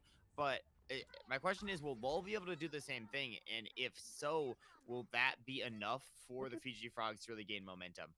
Look at this comp here from the awesome Anglers. It's kind of what we were talking about earlier, where it's a bit pokier, where you have the Torb turret that can kind of beat down from a distance. We're seeing a Brig in favor of a Lucio and a Sigma of most note, I would say, able to just kind of get a little extra distance as the approach is coming through. We're going to see a more traditional rush, like what we saw in the first round of King's Row. As they walk through main, they're looking for where the awesome Anglers are hiding. They are all the way already almost to point. Overload invested. Big Fire Strike comes out from Wags here. Wall comes out from Lol 24/7. Anti from Amiro is huge as it hits both tanks, but the response of a Immortality Field from Akua was enough to keep them through it, as they did gain the point control and are pushing the Anglers to such a point where they would have to attack the point. Yeah, they would have to attack the point, and at that point, it's not even worth it as Booney and Naga, Bonesy and Booney are able to, you know, get back and somewhat stabilize, but the point's gonna fully go through. Naga, I believe, getting close spawn, luckily getting a close spawn, which allows them to, you know, start up a recontest, but they already have that window and the Earth Shatter on the side of the Fiji Frogs, so it's really looking good for them thus far. But they kind of let the awesome Anglers reclaim this choke, which may be a little bit risky if they are, you know, trying to, you know, get through this choke. What Windows invested from Akua allows him to kind of grab this corner all the way up to the corner without any big contention. Bonesy gets Ox, but is found by Akua as well. Shatter invested from Wags allows them to continue the advance. Pin from Booney doesn't find anything quite yet, as it's just cleanup. Although the Dragon is invested from Nagaina, which is very interesting. Well, it's a lot more easy to avoid when there's not as much pressure from the remainder of the team. As the space is being taken all the way up through third point, as Lull 24/7, Wags, Akua, and Flambeau Jambo are ready to hold that as if it was defense. Yeah, and it feels like the double shield should be working out a little bit better than it actually is. I feel like the you know, big wall from Lull, the huge wall, and that's gonna absolutely shut off Mighty Dwarf there. And now they lose one of those clinical shields. It feels like it's just the timing by the PG Frogs that are enough to really counter them out. Blizzard and Bomb both invested simultaneously, but both not gonna be able to find anything but a little bit of free space. But now Booney back to really recontest around this corner, and third point is where these like leads go to die, but it may also be where players like Booney go to die if the pressure keeps coming in. But Booney's gonna go straight in to the DPS line, as well as everybody on the Fiji Frogs. He's gonna be able to find a lot of picks. Bonesy comes in to back up. The wall is going to really not find anything, as Flambeau is left on the point, actually gonna kill out Bonesy in the baby form, but finally gonna get cleaned up by Mighty Dwarf. Yeah, like you said, it's a pretty big impediment here. You have to take two really hard to take corners here, but we'll get to see the speed come up, as we're not really holding. The awesome Anglers not really holding that first corner too aggressively, and they're kind of opting for more of a pokey area on the second corner. Bonesy. Flammo Jam was going to push Nagaina off the high ground. The rally is going to be invested from Kerbology. A humongous shatter from Wags is met by a beat and a beat from Muffin Lumps and a bunch of DPS ults from the awesome Anglers as well. We're going to see Wags on the high ground. What he doing? Wag? How did he even get up there? I believe the Sigma Flux brought him up. Oh, okay. Well, I mean, you know, right on high ground. could get some value with a couple fire strikes, but unfortunately not gonna get the value in this actual fight.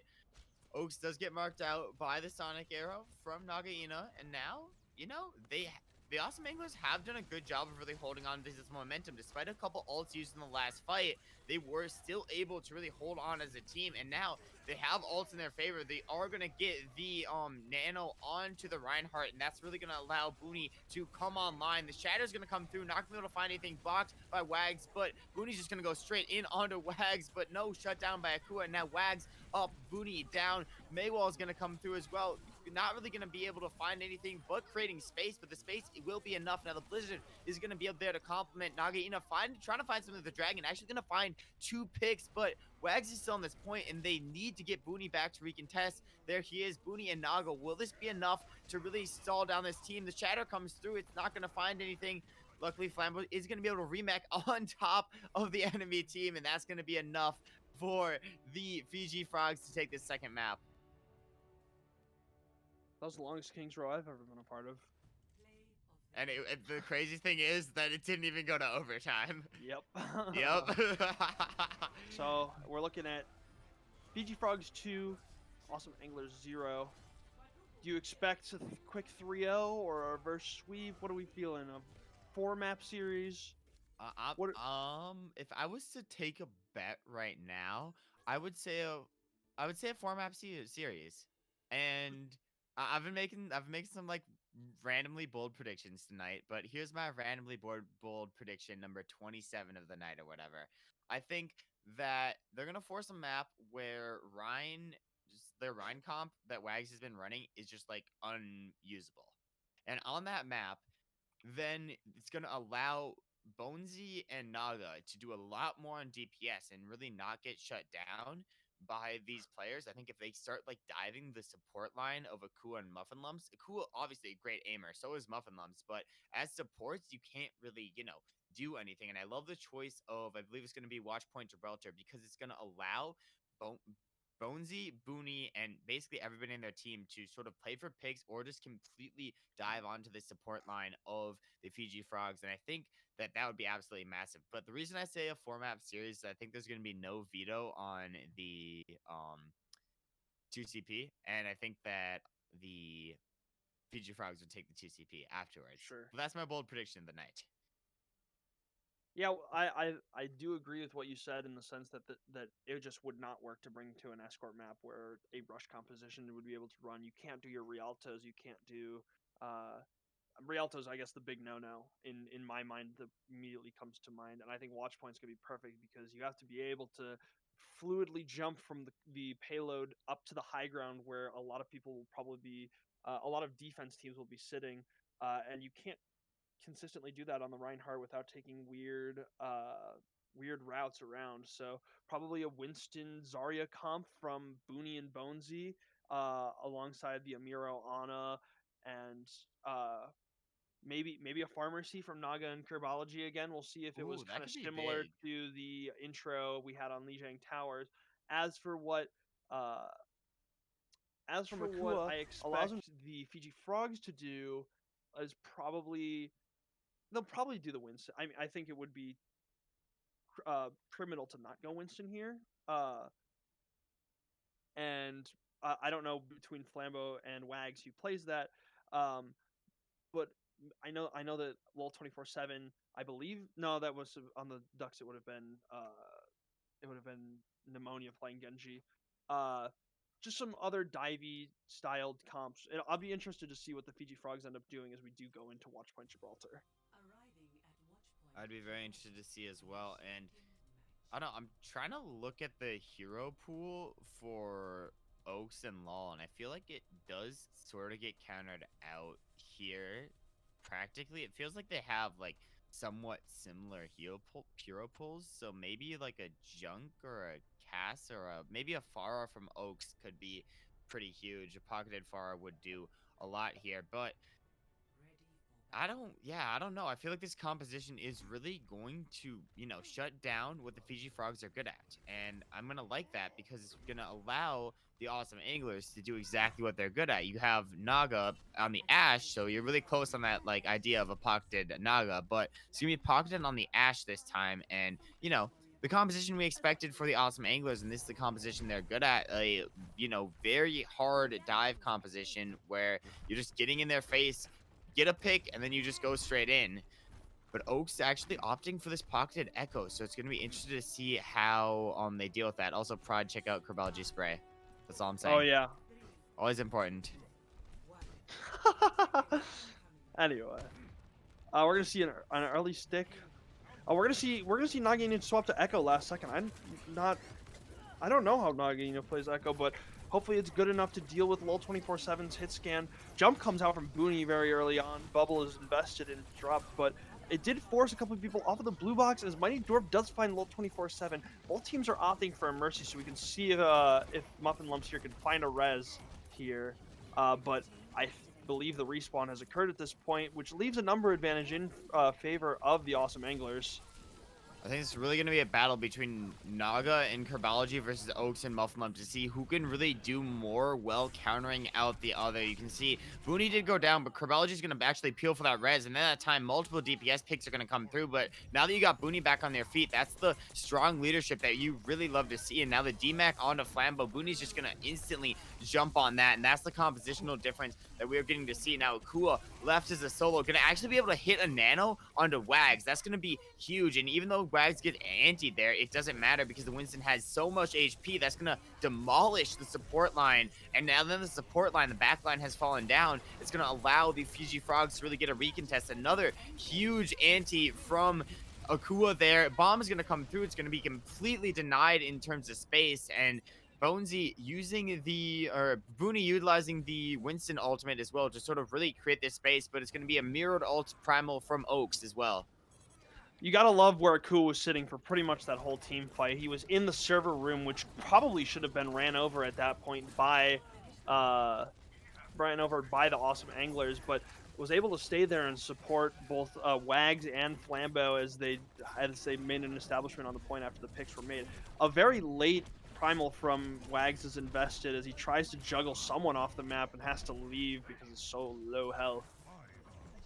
But hey, found a Miro. Somebody, yeah. I mean, to find a Miro, and Miro did have Nano at that point in time, so they're really gonna have to wait on this Nano and this Ana to actually get back to go in. But now a lot of ults being built up in terms of the Awesome Anglers. You have all of the DPS ults and all the support ults. So if you use these in combination, especially with these Mighty Dwarf Jess Blossoms, they can be absolutely massive. You can see Mighty Dwarf already repositioning as Bonesy does get one pick so far. The duplicate's going to come through. They're going to find the Diva, and the Mighty Dwarf ult is going to be absolutely massive. Going to get antied afterward. Flambeau utilizes the bomb, but no, it's not going to. Actually, no, it will find somebody. Just barely hits Herbology, unfortunately. But either way, the damage has already been done, and now they need to find a way to shut down Wags. Otherwise, they're not going to be able to cap off of an amazing team fight, which they utilized 4 ults to take. Luckily, they do shut down Wags. Lol, last one left to really contest here, as well as Oaks doing a decent amount of poke, and Oaks really doing a great job of holding back until Flambeau and Lol get back, and now the entire team has been completely suffocated. Lol pops the visor, and the visor is going to be massive. Didn't be able to shut down Mighty Dwarf, and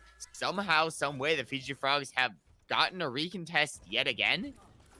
I want to give a shout out to Amiro there, the revenge of Amiro, as they slept the nano boosted Winston after getting environmental earlier this round.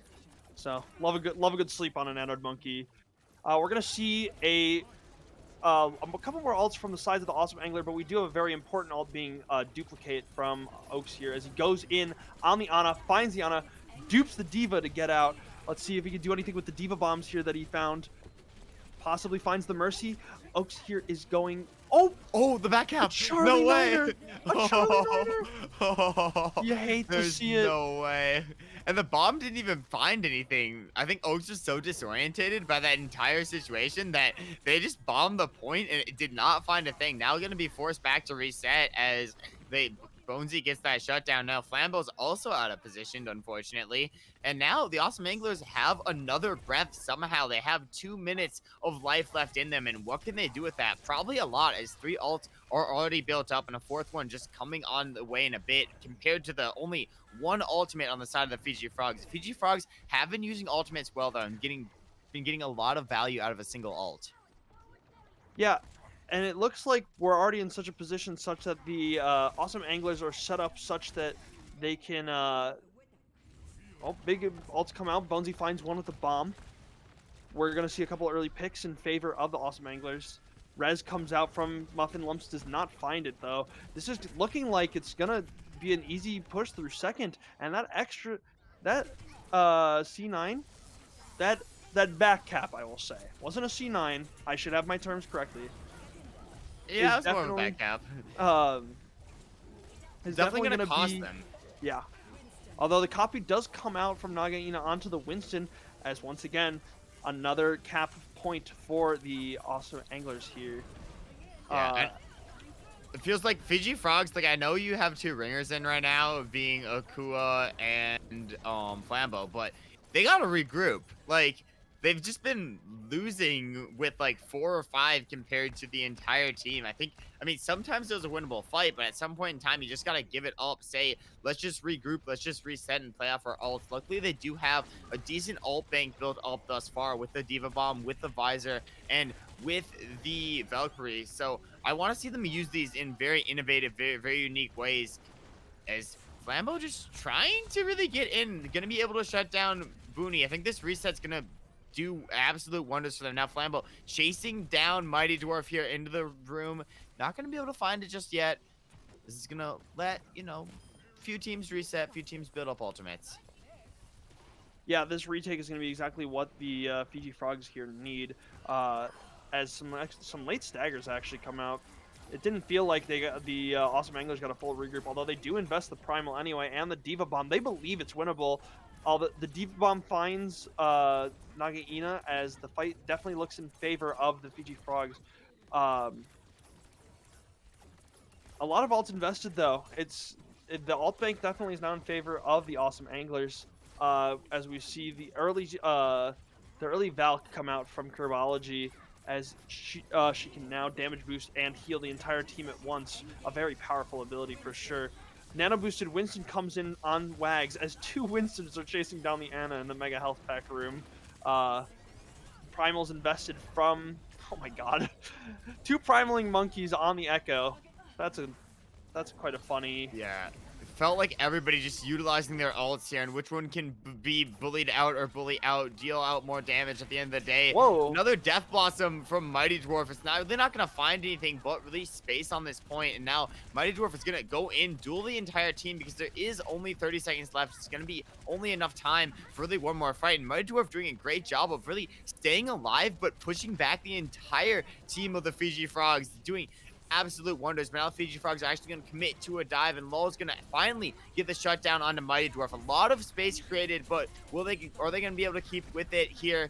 Do you see a duplicate come through? Naga with the Diva could be potentially massive here. Bomb's going to come through. It's going to be shot off the back, though, and somehow barely find Akua, and the remake as well onto Muffin Loves. Nagi is showing up when it matters absolutely most. Lowell with the Visor, but the Visor's not going to find anything, and the Awesome Anglers find a way to full cap with 0 time left in the time break. Holy Naga.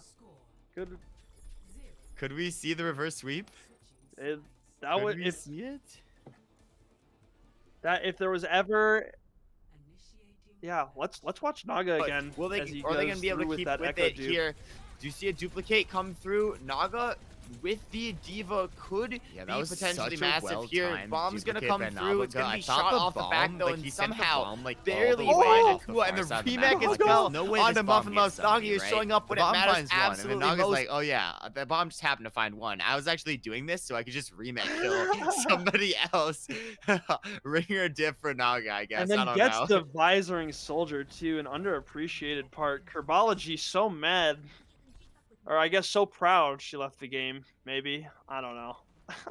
I don't know. I mean, at this point, yeah, Naga has been retired, does not need the pocket anymore. So now Naga as a solo, no pocket. The GG. anglers trusted enough. So Yeah. Naga says Echo's a character, but I think Diva is a character. Thoughts?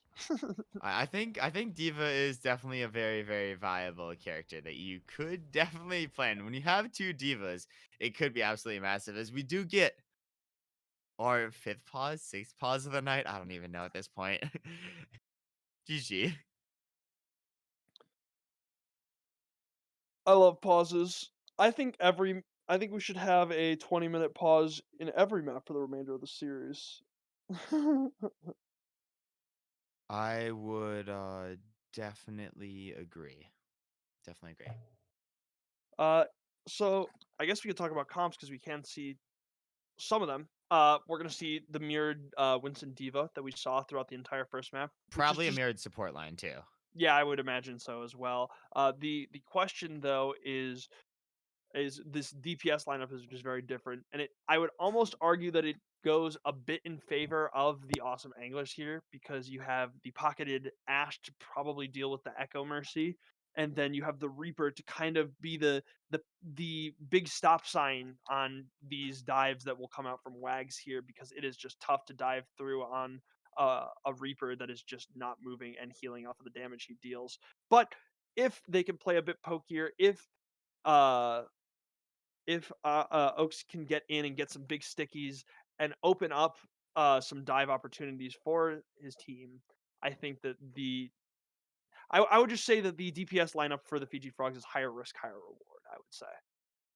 I would definitely agree. But Oaks, I think, wasn't doing a bad job on Echo. I think was just getting countered out by Nagaina. Yes. I think. But the question is, will Nagaina be able to counter the same way on Ashe? And I think a defensive Ashe is smart if it's going to be able to shut down a pocketed Echo. And I don't know 100% if it will. It all depends on just if Naga's feeling the hot seat still from his run on Echo, the dominating run on Echo. And maybe he could bring that confidence in and really pepper up this Echo Mercy. Think definitely could at this point. Yep. And I believe we're still waiting for Kabr27 to get back. Should be back very, very shortly at this point. But I mean, overall, what do you think the Fiji Frogs have to do to, I guess, cap all 3 points with time on the clock here? I believe the thing that's going to be important is cycling ults here, especially with the Ana Nano boost and the Winston Primal Rage. If they can be aggressive like they have been so far this series, they could easily steamroll over here and make sure to. We're gonna be RRRR to go back into the game. And we're gonna see. To finish my thought, I think that aggressive alt usage is going to be the key. Aggressive and smart alt usage is going to be the key to winning this game here.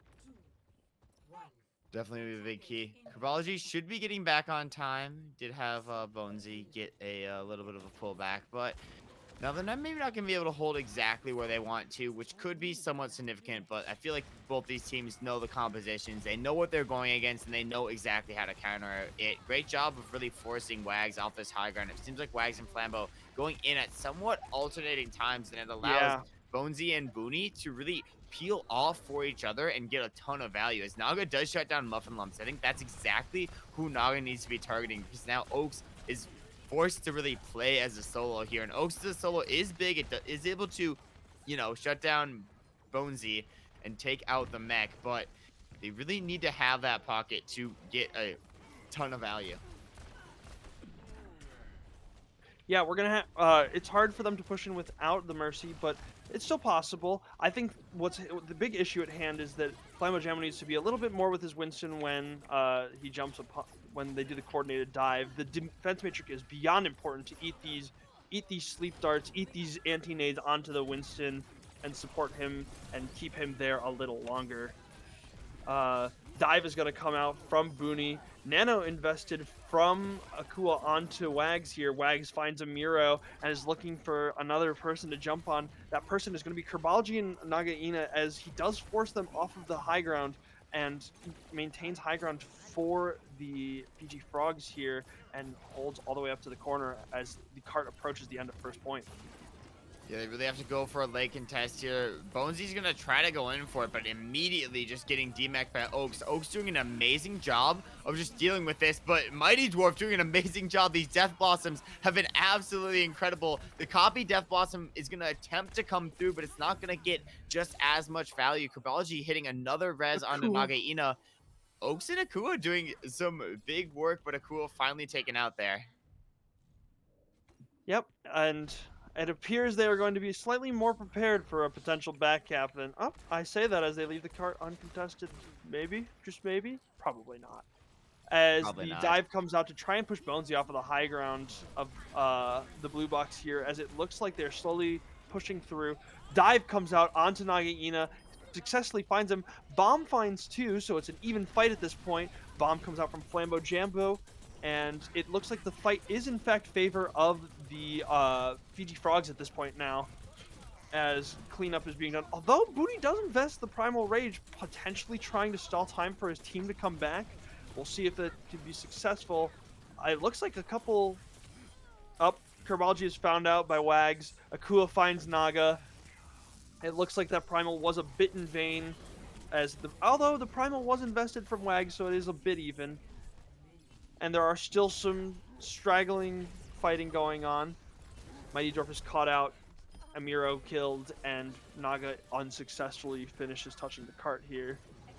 I think that was a good contest, though. It was able to, you know, buy a bit of a time. It may have been a little bit overused with the ultimates in that case, but I like that to try and end the game just there. If you already have built up that, you know, time bank and you've already gotten the full Watchpoint Gibraltar completed, I really like the idea there. It just wasn't executed to absolute perfection. Now it's going to give the Phiji Phrogs a little bit of an ult advantage. You see a Nano already coming through onto one of the other Phiji Phrogs players, and they're able to just do a lot because they have, you know, this positioning already established. They have the ult advantage, and now Awesome Anglers haven't even been able to enter through the choke to contest because Wags has just been doing so much, backed up by Oaks as well, denying Mighty Dwarf really any space. But Wags maybe getting a little bit too aggressive. Oaks with a duplicate, though, will be able to back up the teammates there, as this fight is just so scrappy, just attempting to get onto this point. They are going to go for a last-second contest. Deadeye from LoL will be able to enough to find a Miro, and now the Phiji Phrogs just cleaning up picks. Mighty Dwarf for the big ult again. It's going to get shut down this time, eaten alive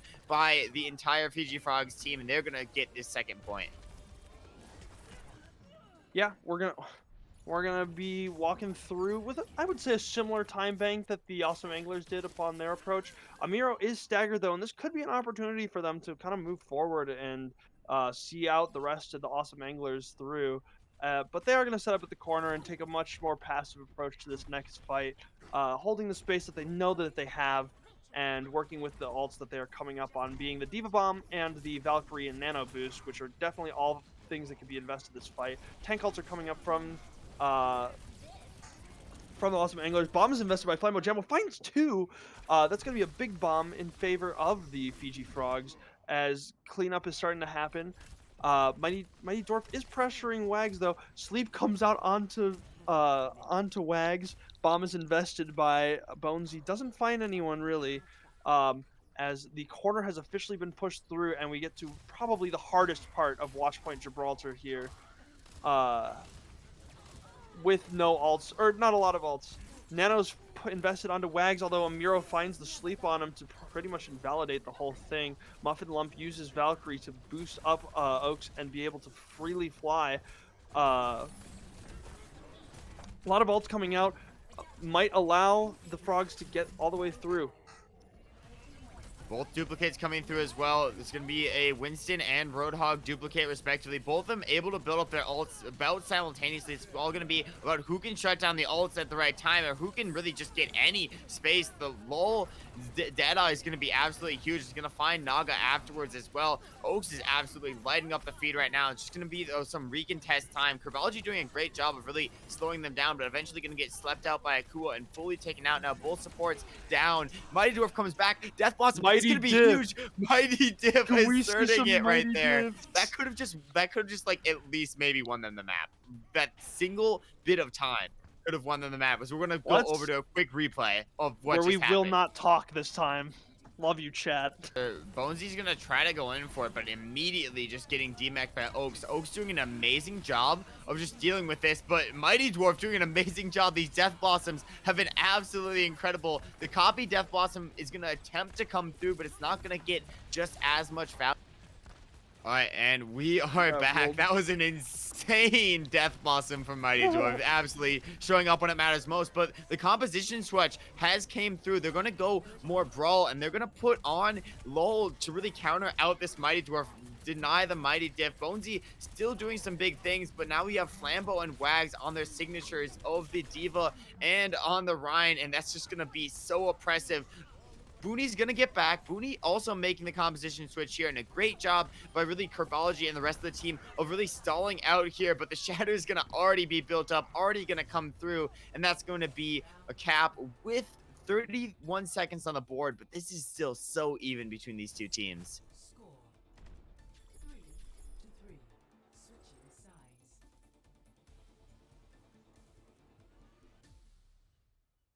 Initiating match. We're going to see an extra 30 seconds for the Phiji Phrogs, and we know that there was a bit stronger of a 0.1 hold, I would say, or towards the last point for the Phiji Phrogs. If they can repeat what they did in the first round of this match, I think that this could be a big shutout, for the Awesome Anglers. But we are going to see a Ball Winston comp from the Awesome Anglers. Could be interesting. I remember my intro to Gopherwatch League was playing against the Cantaloupes on Watchpoint Gibraltar and just getting dove by Bonesy on Ball. Yes. We still 3-0'd them, but I was just getting abused by Bonesy. Every single death I had that game was Bonesy on Watchpoint Gibraltar on either Ball or Winston. So I love this composition for the Awesome Anglers. It gives me nostalgia to my, good old days back in Season 5. Yeah, just to see some classic dive, which is what you need on this map. We're going to see a lot more of a bunkered up comp here. Trying to catch out a Winston that jumps out. LOL is going to be at the corner. The Pocketed Echo is going to be back from Nagaina, possibly looking to light up the stage again with a bunch of kill feeds. Bonesy's set up and ready to go onto... A big pile drive comes out from Bonesy, allows him to find two right off the bat, and definitely put the fight in favor of the Awesome Anglers. This is exactly what they're going to look for if they want to start. If they want to push the payload far, they need to start off by winning the first fight and getting those ultimates online. And they do a really great job of doing that, but in my opinion, they really have to shut down this server room control that Oaks and Akua have been established. Luckily, they're going to rotate out of it for now, and Bonesy and Booney just taking the words from my mouth, getting Akua and Oaks just back to back there. They might actually be able to get through the first point, and if they do, that's going to give some really wonky respawns for the Phiji Phrogs, and they actually will. They're going to be able to get through this first point, and now Bonesy can actually light up on this second point of Watchpoint Gibraltar, can do some serious damage, but Booney showing off the exact same serious damage. The Phiji Phrogs completely staggered out here and don't even know what to do. They don't even know where to contest, when to contest, and how to contest, which means that it's just free reign for Booney and Bonesy. Absolutely.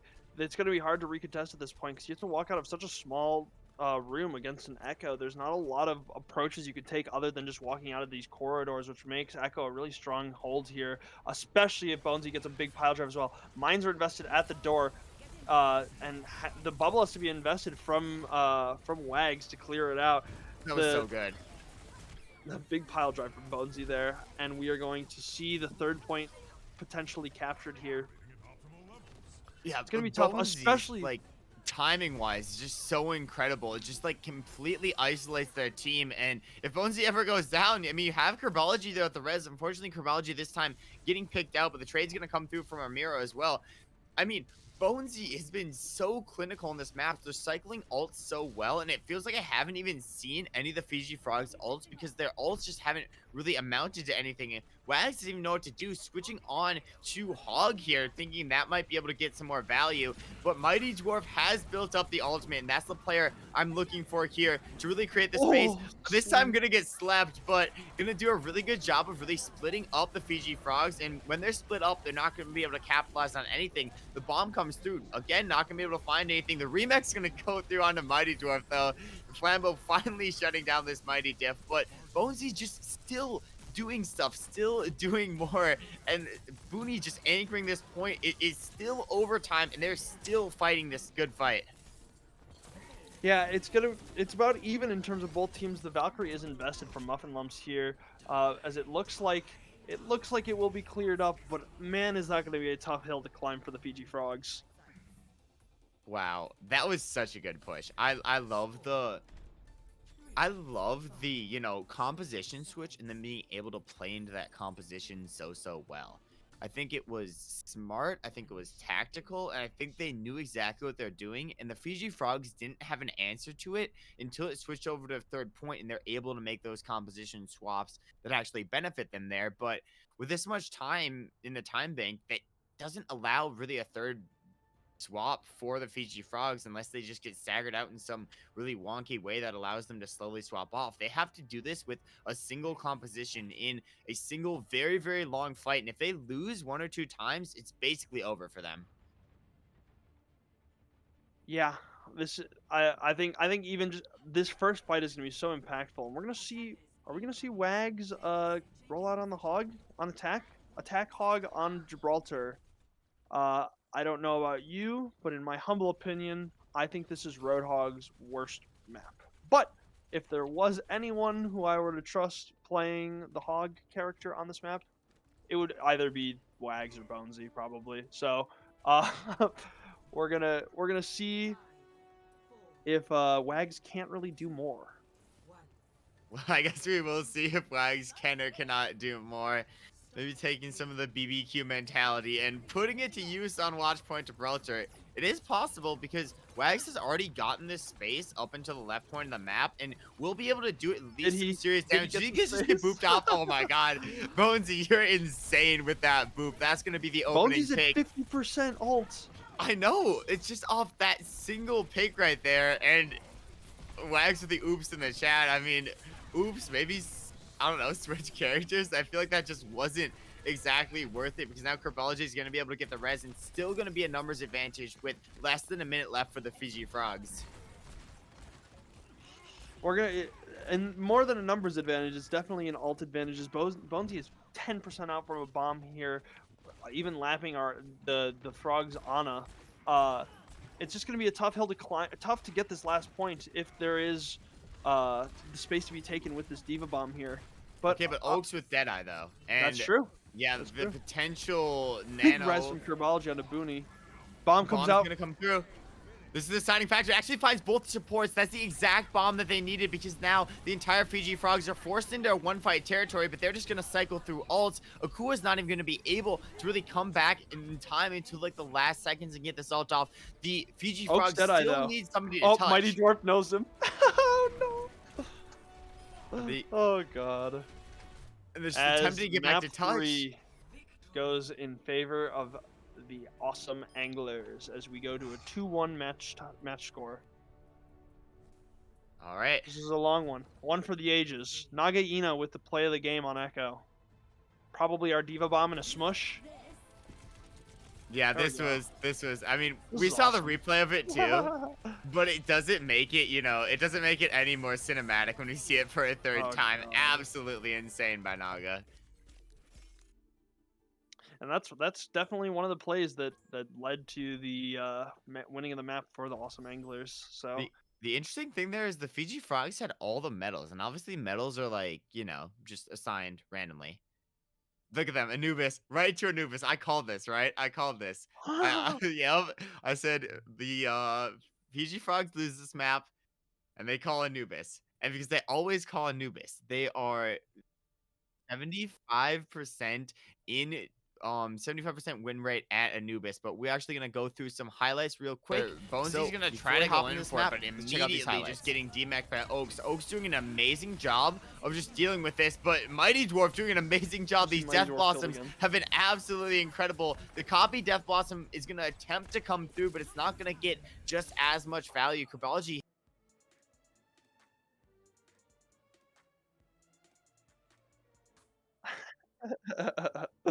Alrighty, and we are back on the Phiji Phrogs signature, the Temple of Anubis. They rarely lose this map, and whenever they lose this map, they actually lose the series. It's a funny stat, I think. Uh-oh. So I think if they end up winning this map, I think fairly good for them. But if they end up losing this map, I don't know how it'll look exactly for them overall. So interesting. We do get to see Bonesy on the ball and Booney on the Winston. This is the composition that they ran in Watchpoint Gibraltar, but obviously a little bit different map, a little bit different conditions, because now they're going to be doing it against a Wags Rhine and a Flambeau Diva. I think this map, as much as it's Temple Anubis and it is 2CP and everybody hates 2CP, I think it will really show off the talent of both these teams, because everybody can play exactly what they want.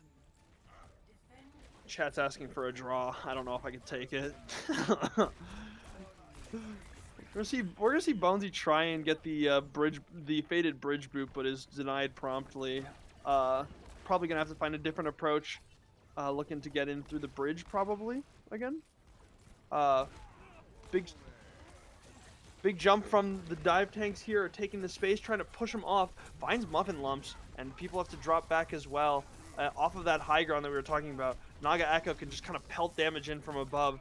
Although Ox does find Booney here, meaning that this is definitely not over for the Phiji Phrogs. Although it looks like this fight will go in favor of the Awesome Anglers, as they will take point 1 pretty early on and have a very strong alt bank, as Bonesy already has mines at his disposal.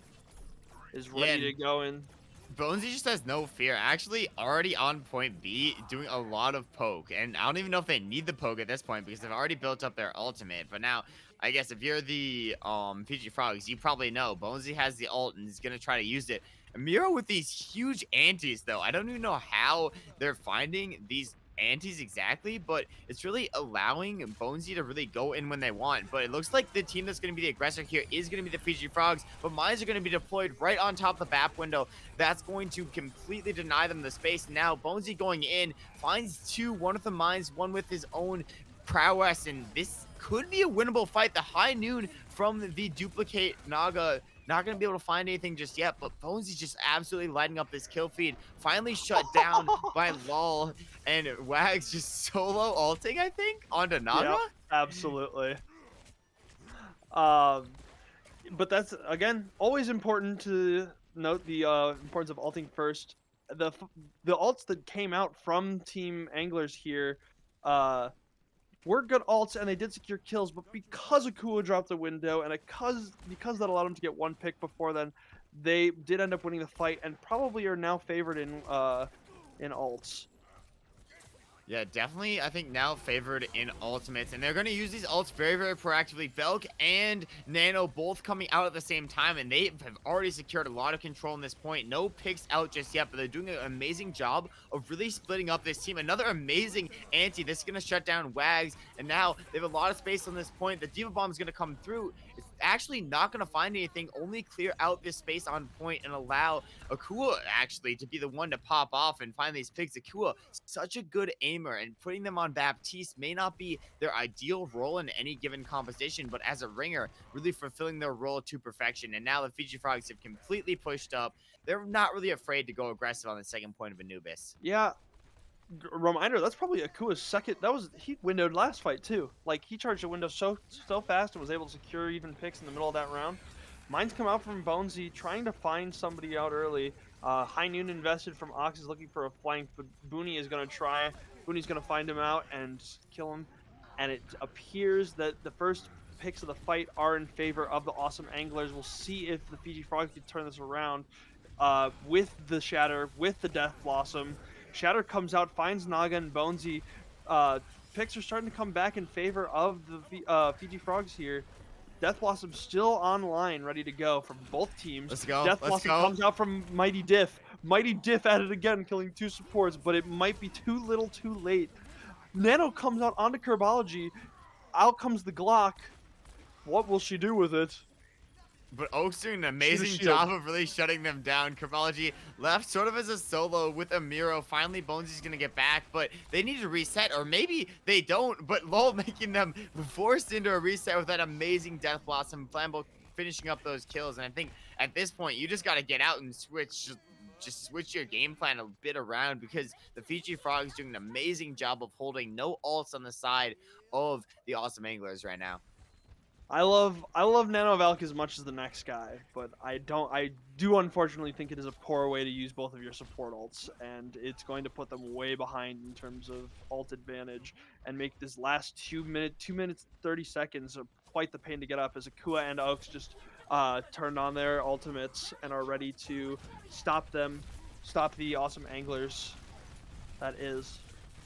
I think Oak's doing a good job so far of shutting down these tanks, actually finding a pick on a Booney, but it's going to make it an even fight thus far. So it's definitely still a winnable situation. Bomb invested on this low ground, not really going to be able to find anything, but the mines are going to be absolutely massive in clearing out this space onto point. Flambeau doing a lot of cleanup onto these bombs. The fight still going fairly even. Nobody's really contesting the point. So if the Awesome Anglers were just to walk on, they were going to be able to take a bit of this time. But now Wags and Flambeau both back, dropping down the hammer. That's going to find a Miro with a fire strike. And yet again, the Awesome Anglers have been forced off this point. Yeah, sorry, I was busy laughing at a certain copy pasta. I don't even know if it's copy pasta or if it's just roar. This is peak humor. Although a very aggressive hold from the Frogs here. Lamp invested. 2 trades here. Akui used Lamp. Sleep comes out onto the Lucio, but they are going to be able to get out, although Booney is going to take as much space as he can while the rest of his team is coming back. Nano comes out onto Booney. Pin comes out, knocks both Rhines to the ground. Yeah, but it's going to be a fairly clean fight just far. Bonesy actually going to be able to find a pick. Dragon's going to come through. That's going to be huge, basically wiping out the entire point, but the Beat's going to do a great job of really canceling that through. Wags turning absolutely online, exerting this MTD, and Mighty can't even exert a diff when Oaks is just being so persistent. Now they have really one ult, the Awesome Anglers. One ult, one man I'm looking to. That's Mighty Dwarf right now. I just want to stay tuned on to this player, because one Death Blossom could be enough to win it. It just has to be perfectly timed. And LOL also building up the Death Blossom as well. So it's really going to be, yet again, a battle of the Reapers to see who they can claim the second point. Big Shatter comes out. Both Death Blossom used at the exact same time. Mighty Dwarf's going to be able to get a little bit less value, unfortunately, though, but Bones is going to be there for the cleanup, though. Oaks is going to be shut down. This is the fight that they need. They could do something absolutely With the window massive behind here. finds Nagaina. It's caught out later, but only after drawing the attention of Bonesy away. Shadow comes out from Booney, finds a couple. Wags is swinging in, takes out 2. The High Noon is vested from Oaks as a full hold on point B has come out from the Fiji Frogs. The Fiji Frogs are just a point and a tick away from taking this series. Does this make it more likely to tie, though? I think the optimal tie for all the tie enjoyers out there would have been if the Anglers capped in overtime, and then like the Fiji Frogs capped with like a minute 30. I don't even want to go through that. It's It's map 4. It's 2 hours already. Like, we'll see. This is We'll above see our if, pay grade, and our pay grade's already pretty low. Yeah, it's just very low. Some would even say non-existent. But we're gonna see some brawl compositions out. My favorite.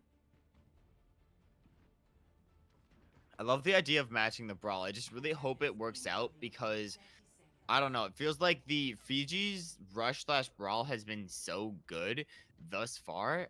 I don't know if the Awesome Anglers can really do anything different, though, to really counter it other than matching the brawl. The important notes of these difference in team compositions, though, is knocking in on the soldier could be able to poke at the brawl as they're trying to cross over and play a bit more of a distance, and the Baptiste in favor of the Phiji Phrogs, which can allow the Reinhardt with the Immortality Field to live just a little bit longer. Nakua has also been just so good in this ringer role. And you see how fast they're doing this. They're already on top of Booney and already doing so much pressure. But this choke, this hold right here is one of the smallest chokes in all of Overwatch. It's going to be so hard for Wags and Co to really push through. They are finally going to be able to get this space, but it may be too little too late. Actually not. They're going to be able to shut down Booney, and that's really the pick they need. They find the main tank, and once the main tank goes down, the entire team completely crumbling. Bonesy really just trying to, you know, suffocate the Phiji Phrogs, but has not been able to do it thus far, as the Phiji Phrogs already on this point, already created the space. Bonesy goes down, Kabr27 left as the solo here, and it's not going to be able to find anything. We see another quick cap, and it's going to be another large time bank for the Phiji Phrogs. So just one tick left, 6 minutes and a tick. Alt advantage in favor of the Phiji Phrogs here, with only the window online, but coming up very soon on a high noon in favor of Oaks as well. Yeah, and Oaks could be absolutely massive, but the window Oh. could be enough to actually win this fight right now. They're doing a great job of really forcing these fights and going exactly straight in where it matters most. The bomb not gonna be able to find anything. Neither is the remake from Bonesy, and that's gonna be so bad if you're an Awesome Anglers fan. Bomb comes through. Naga, the visor could be enough to really shut them down, but needs to find some type of value. Finally gets shut down on Muffin Lumps. Kabr27 with an amazing res as well off that Belk. This could be Dwarf is enough online to get with a little bit of hold. with the Death Blossom. I don't even know if they're gonna need it at this point, though. Yeah, I would save it as well. It looks like they were able to pull it off as the stagger comes out on Akua. Yeah, Sire will come through, but still a lot of fight. Still 5 minutes that they have to hold, and the Phiji Phrogs really only need a tick, so they really have to fight a long fight. They can't let the Phiji Phrogs really build up ults, or the Awesome Anglers can't, otherwise they're just going to be forced out. So they have 2 ults online right now, but I'm really thinking, will they be able to build up the ults like retroactively for these next fights? Because the Phiji Phrogs on 4 ults right now, the Death Blossom could be massive for LoL 24/7. It's probably gonna come down to, it's always gonna come down to ultimate usage, as the Phiji Phrogs have set up on point. Big anti-nade comes out from Amiro. Beat is invested as from Muffin Lumps as a result, as the Phiji Phrogs have set up on point. Well, they shut down Mighty. Unfortunately, Mighty Dwarf was not able to get it. Bomb comes out from, doesn't even matter. Oh Your my gosh. match victors are going to be the Phiji Phrogs. The Phiji Phrogs take it. An amazing team chemistry, even with the ringers in for the Phiji Phrogs. They were able to really turn online when it matters most. But a very valiant effort from the Awesome Anglers. I think both these teams have the potential of really running through either winner's bracket or loser's bracket. And I'm just excited to see them compete more, because we will be able to see both these teams still competing. So excited for what happens for both. The Phiji Phrogs are going to move on to face the Iceland Imps in the, I guess, quarterfinals, semifinals, whatever you want to call it, of the winners bracket. Very true. I don't believe there's much left for us to do, so I think I'm just ready to sign out, because I am tired. And match MVPs, Oh, match MVPs. Oh my gosh, how could I forget? How could we forget? We only have, I think, 4 candidates because we cannot nominate ringers. So I'm gonna have to get, or I know who I would give it to. I think I'd have to give it to Ox. Yeah. Okay, here's my argument, right? I've seen Oaks play. He doesn't even use a monitor. He just visualizes the map in detail rendering completely in his mind, okay? He has biological wall hack. His godlike perception highlights all enemies within light years. His eyes are closed as his mouse gracefully swerves across the table, making immaculate twitches as he flicks from head to head. The bullets that escape his gun barrel are surgical, each making each deadly strike in between his opponent's eye. I think after that, we just have to give it to Ox. I couldn't say it better myself. Yeah. Crazy. Oh. Crazy how that works. Anyways, So, Ox match MVP. I agree. Ox join. We all agree. What isn't taken? Watch party. Well, we're in UMN Overwatch. Okay. Well, he's able to join UMN Overwatch, right? I believe so. Okay. Everybody left. Well, I can. Well, Call why him. don't we just join a different channel? True. Okay, joining a different channel. I'm gonna add Ox. Ox. Which Ox is it? Is it? I don't even know. MJ, you got it. Sure. You're the UMN Overwatch person now. You know everything. So you must be the one in charge. You can do the adding. I cannot do the adding. You know all.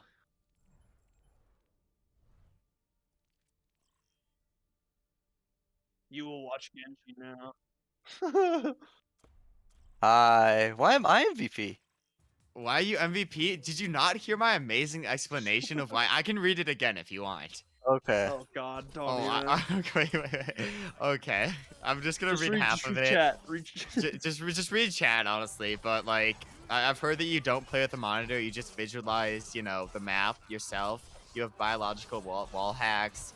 You hit every headshot you take, like stuff like that. Somewhat. Anyways, Did you guys like grab a couple bongs while we were waiting for the admin discussion or something? Like, what the heck? I don't know, dude. I'm so Where did this come from? I'm actually so tired right now, dude. Oh my god. Like, I'm sick. MJ's a new game lead. Trey is Trey.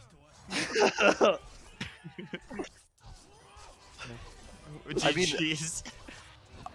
we don't need to do the interview if you guys don't want to. No, we're doing You guys interview. want No, we're doing interview. I don't care. We're doing interview. Okay. Anyways, congratulations, Ox on your match MVP. Great win. It was a 3-1 win in favor of the Phiji Phrogs. Sort of break down these maps for me. So, wow.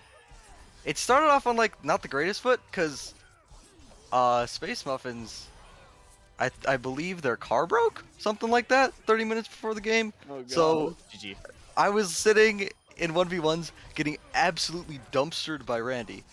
And the whole time, everyone else is like, oh my god, we don't have a ringer. Like, what are we gonna do? Are we just gonna forfeit 5v6? So that was the note to start off. And then, map 1 we kind of dominated. I'm gonna say it. It was not close. GG. That's crazy. I still don't know why that makes sense, because like the ringers are like, you lose SR. I don't know. Whatever. Anyway. But yeah, no, I'm really happy to get a win this season. Makes me feel good. Even though I moved teams. I'm still happy to have a win.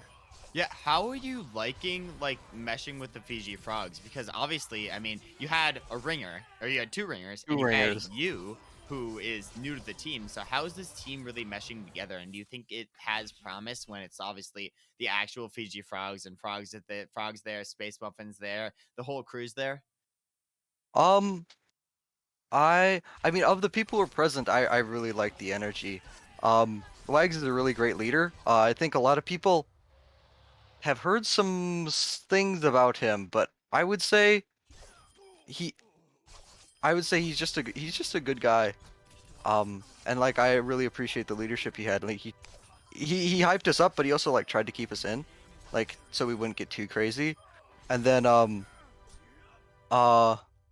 Carson was just going crazy. He like amped the energy up, which I really appreciated. Just making sure, like, we had that long break. Some people, including myself, were kind of frustrated at the ruling the admins made.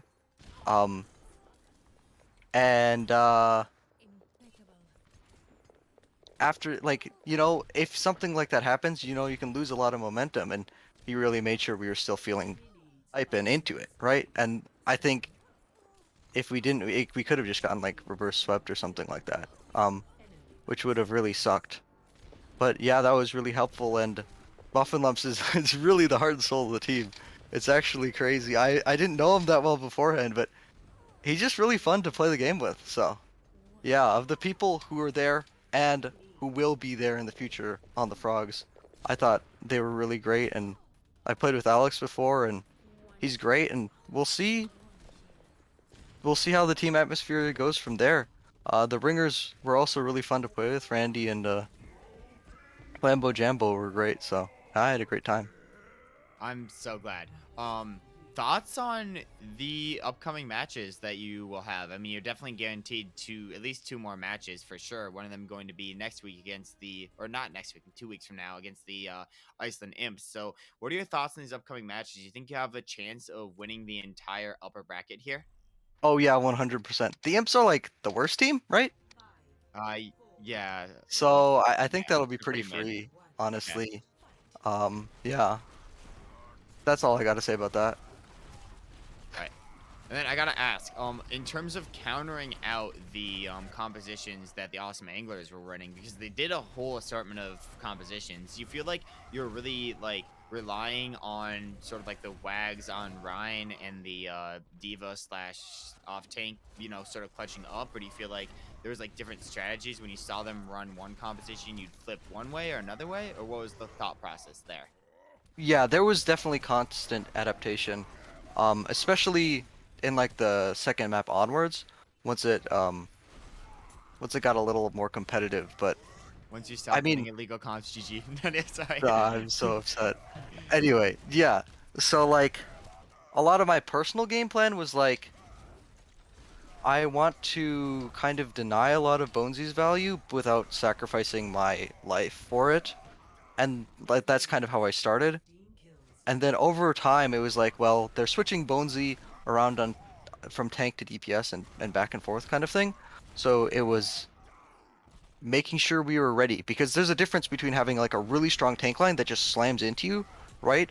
Or having like a solid tank line with Booney going in and more of like an off-angle threat, right? Instead of worrying a ton about just like that initial engage, you got to worry about kind of the mid fight and where he's gonna be later on, and just priming the brain for that, and also just making sure we had characters that made sense. Like on Gibraltar, we got snowballed on that second defense pretty hard, and we just weren't ready for that double main tank comp, and it was pretty bad. But yeah, like we were once we like kind of caught our breath, then we talked about what to run, gave it a shot. It didn't work out on Gibraltar, but we knew we had him in the Rhine mirror anyway, so we just took him to Anubis. Awesome. Love to see it. MJ, do you have any questions? I guess who assuming the Frogs make the final, who do you suspect to be right there next to you in the finals? The Frogs? Well, against the Frogs. Oh, Who are okay. you playing in the finals? Huh. Well, that's a good question. I don't really know. Honestly, as a former Cats player, I spent all my time just looking at the next game, right? Sure. And I think I'm just gonna keep on doing that. We'll see. Fair enough. Yeah. All right, fair enough. And then final question before we let you go. If you weren't the MVP on your team, who do you feel like would be? I know you talked about this a little bit, but if you were to choose one person, who would that be and why? Oh, that's a good question. I mean, that's why it's the question we always go to. Like, we do this for a reason, you know? Yeah. I mean, I feel like everyone on my team stepped up a lot. Wags, Booney is a player that really punches up on Ryan, and I felt like Wags did a really good job. Like, he made sure that didn't happen. Does that make sense? Yep. Which is really important. And then he like made plays of his own, which I thought was really helpful. He was really good, really great leadership, as I said before. I don't know. Wags is really good. Randy was crazy sometimes. Holy crap, that guy is so good. We were talking before game like, oh, what are we gonna do? We need a sub. I'm just like, doesn't matter. We just put Randy on map, and he's just another DPS. And I don't want to toot my own horn here, but I feel like he kind of farmed sometimes with the DPS Baptiste. He was really good too. I don't know, man. The whole Gotta team give was it to really one good. person. You gotta give it to one person. Randy. Okay. You're giving it to the ringer in Randy. GG. Yeah, I Alright. guess. Yeah, I definitely agree though. But thank you so much for your time, Oaks. Amazing win. I'm looking forward to seeing you play and also facing off against you in the next matchup that we get to play together. So very excited, and I wish you the best. Yeah. I wish you the best. Who? War. No. Which team? No, sorry. Oh, This joke has flopped. This joke has no, flopped. that's Don't worry about it. totally fine. Mulligan, GG. mulligan. Yeah, thank you so much for stopping by. Yeah. Thanks for having me. Yep. All right. Well, that's gonna be it for us. GG. Kabr, do you want to close it out? Sure. Cool. Thanks for everyone for coming. Thanks for sticking with us through a couple breaks. I hope to be seeing each and every one of you in the week 2 matches for season 5.5 playoffs. And with that, we'll see you next time.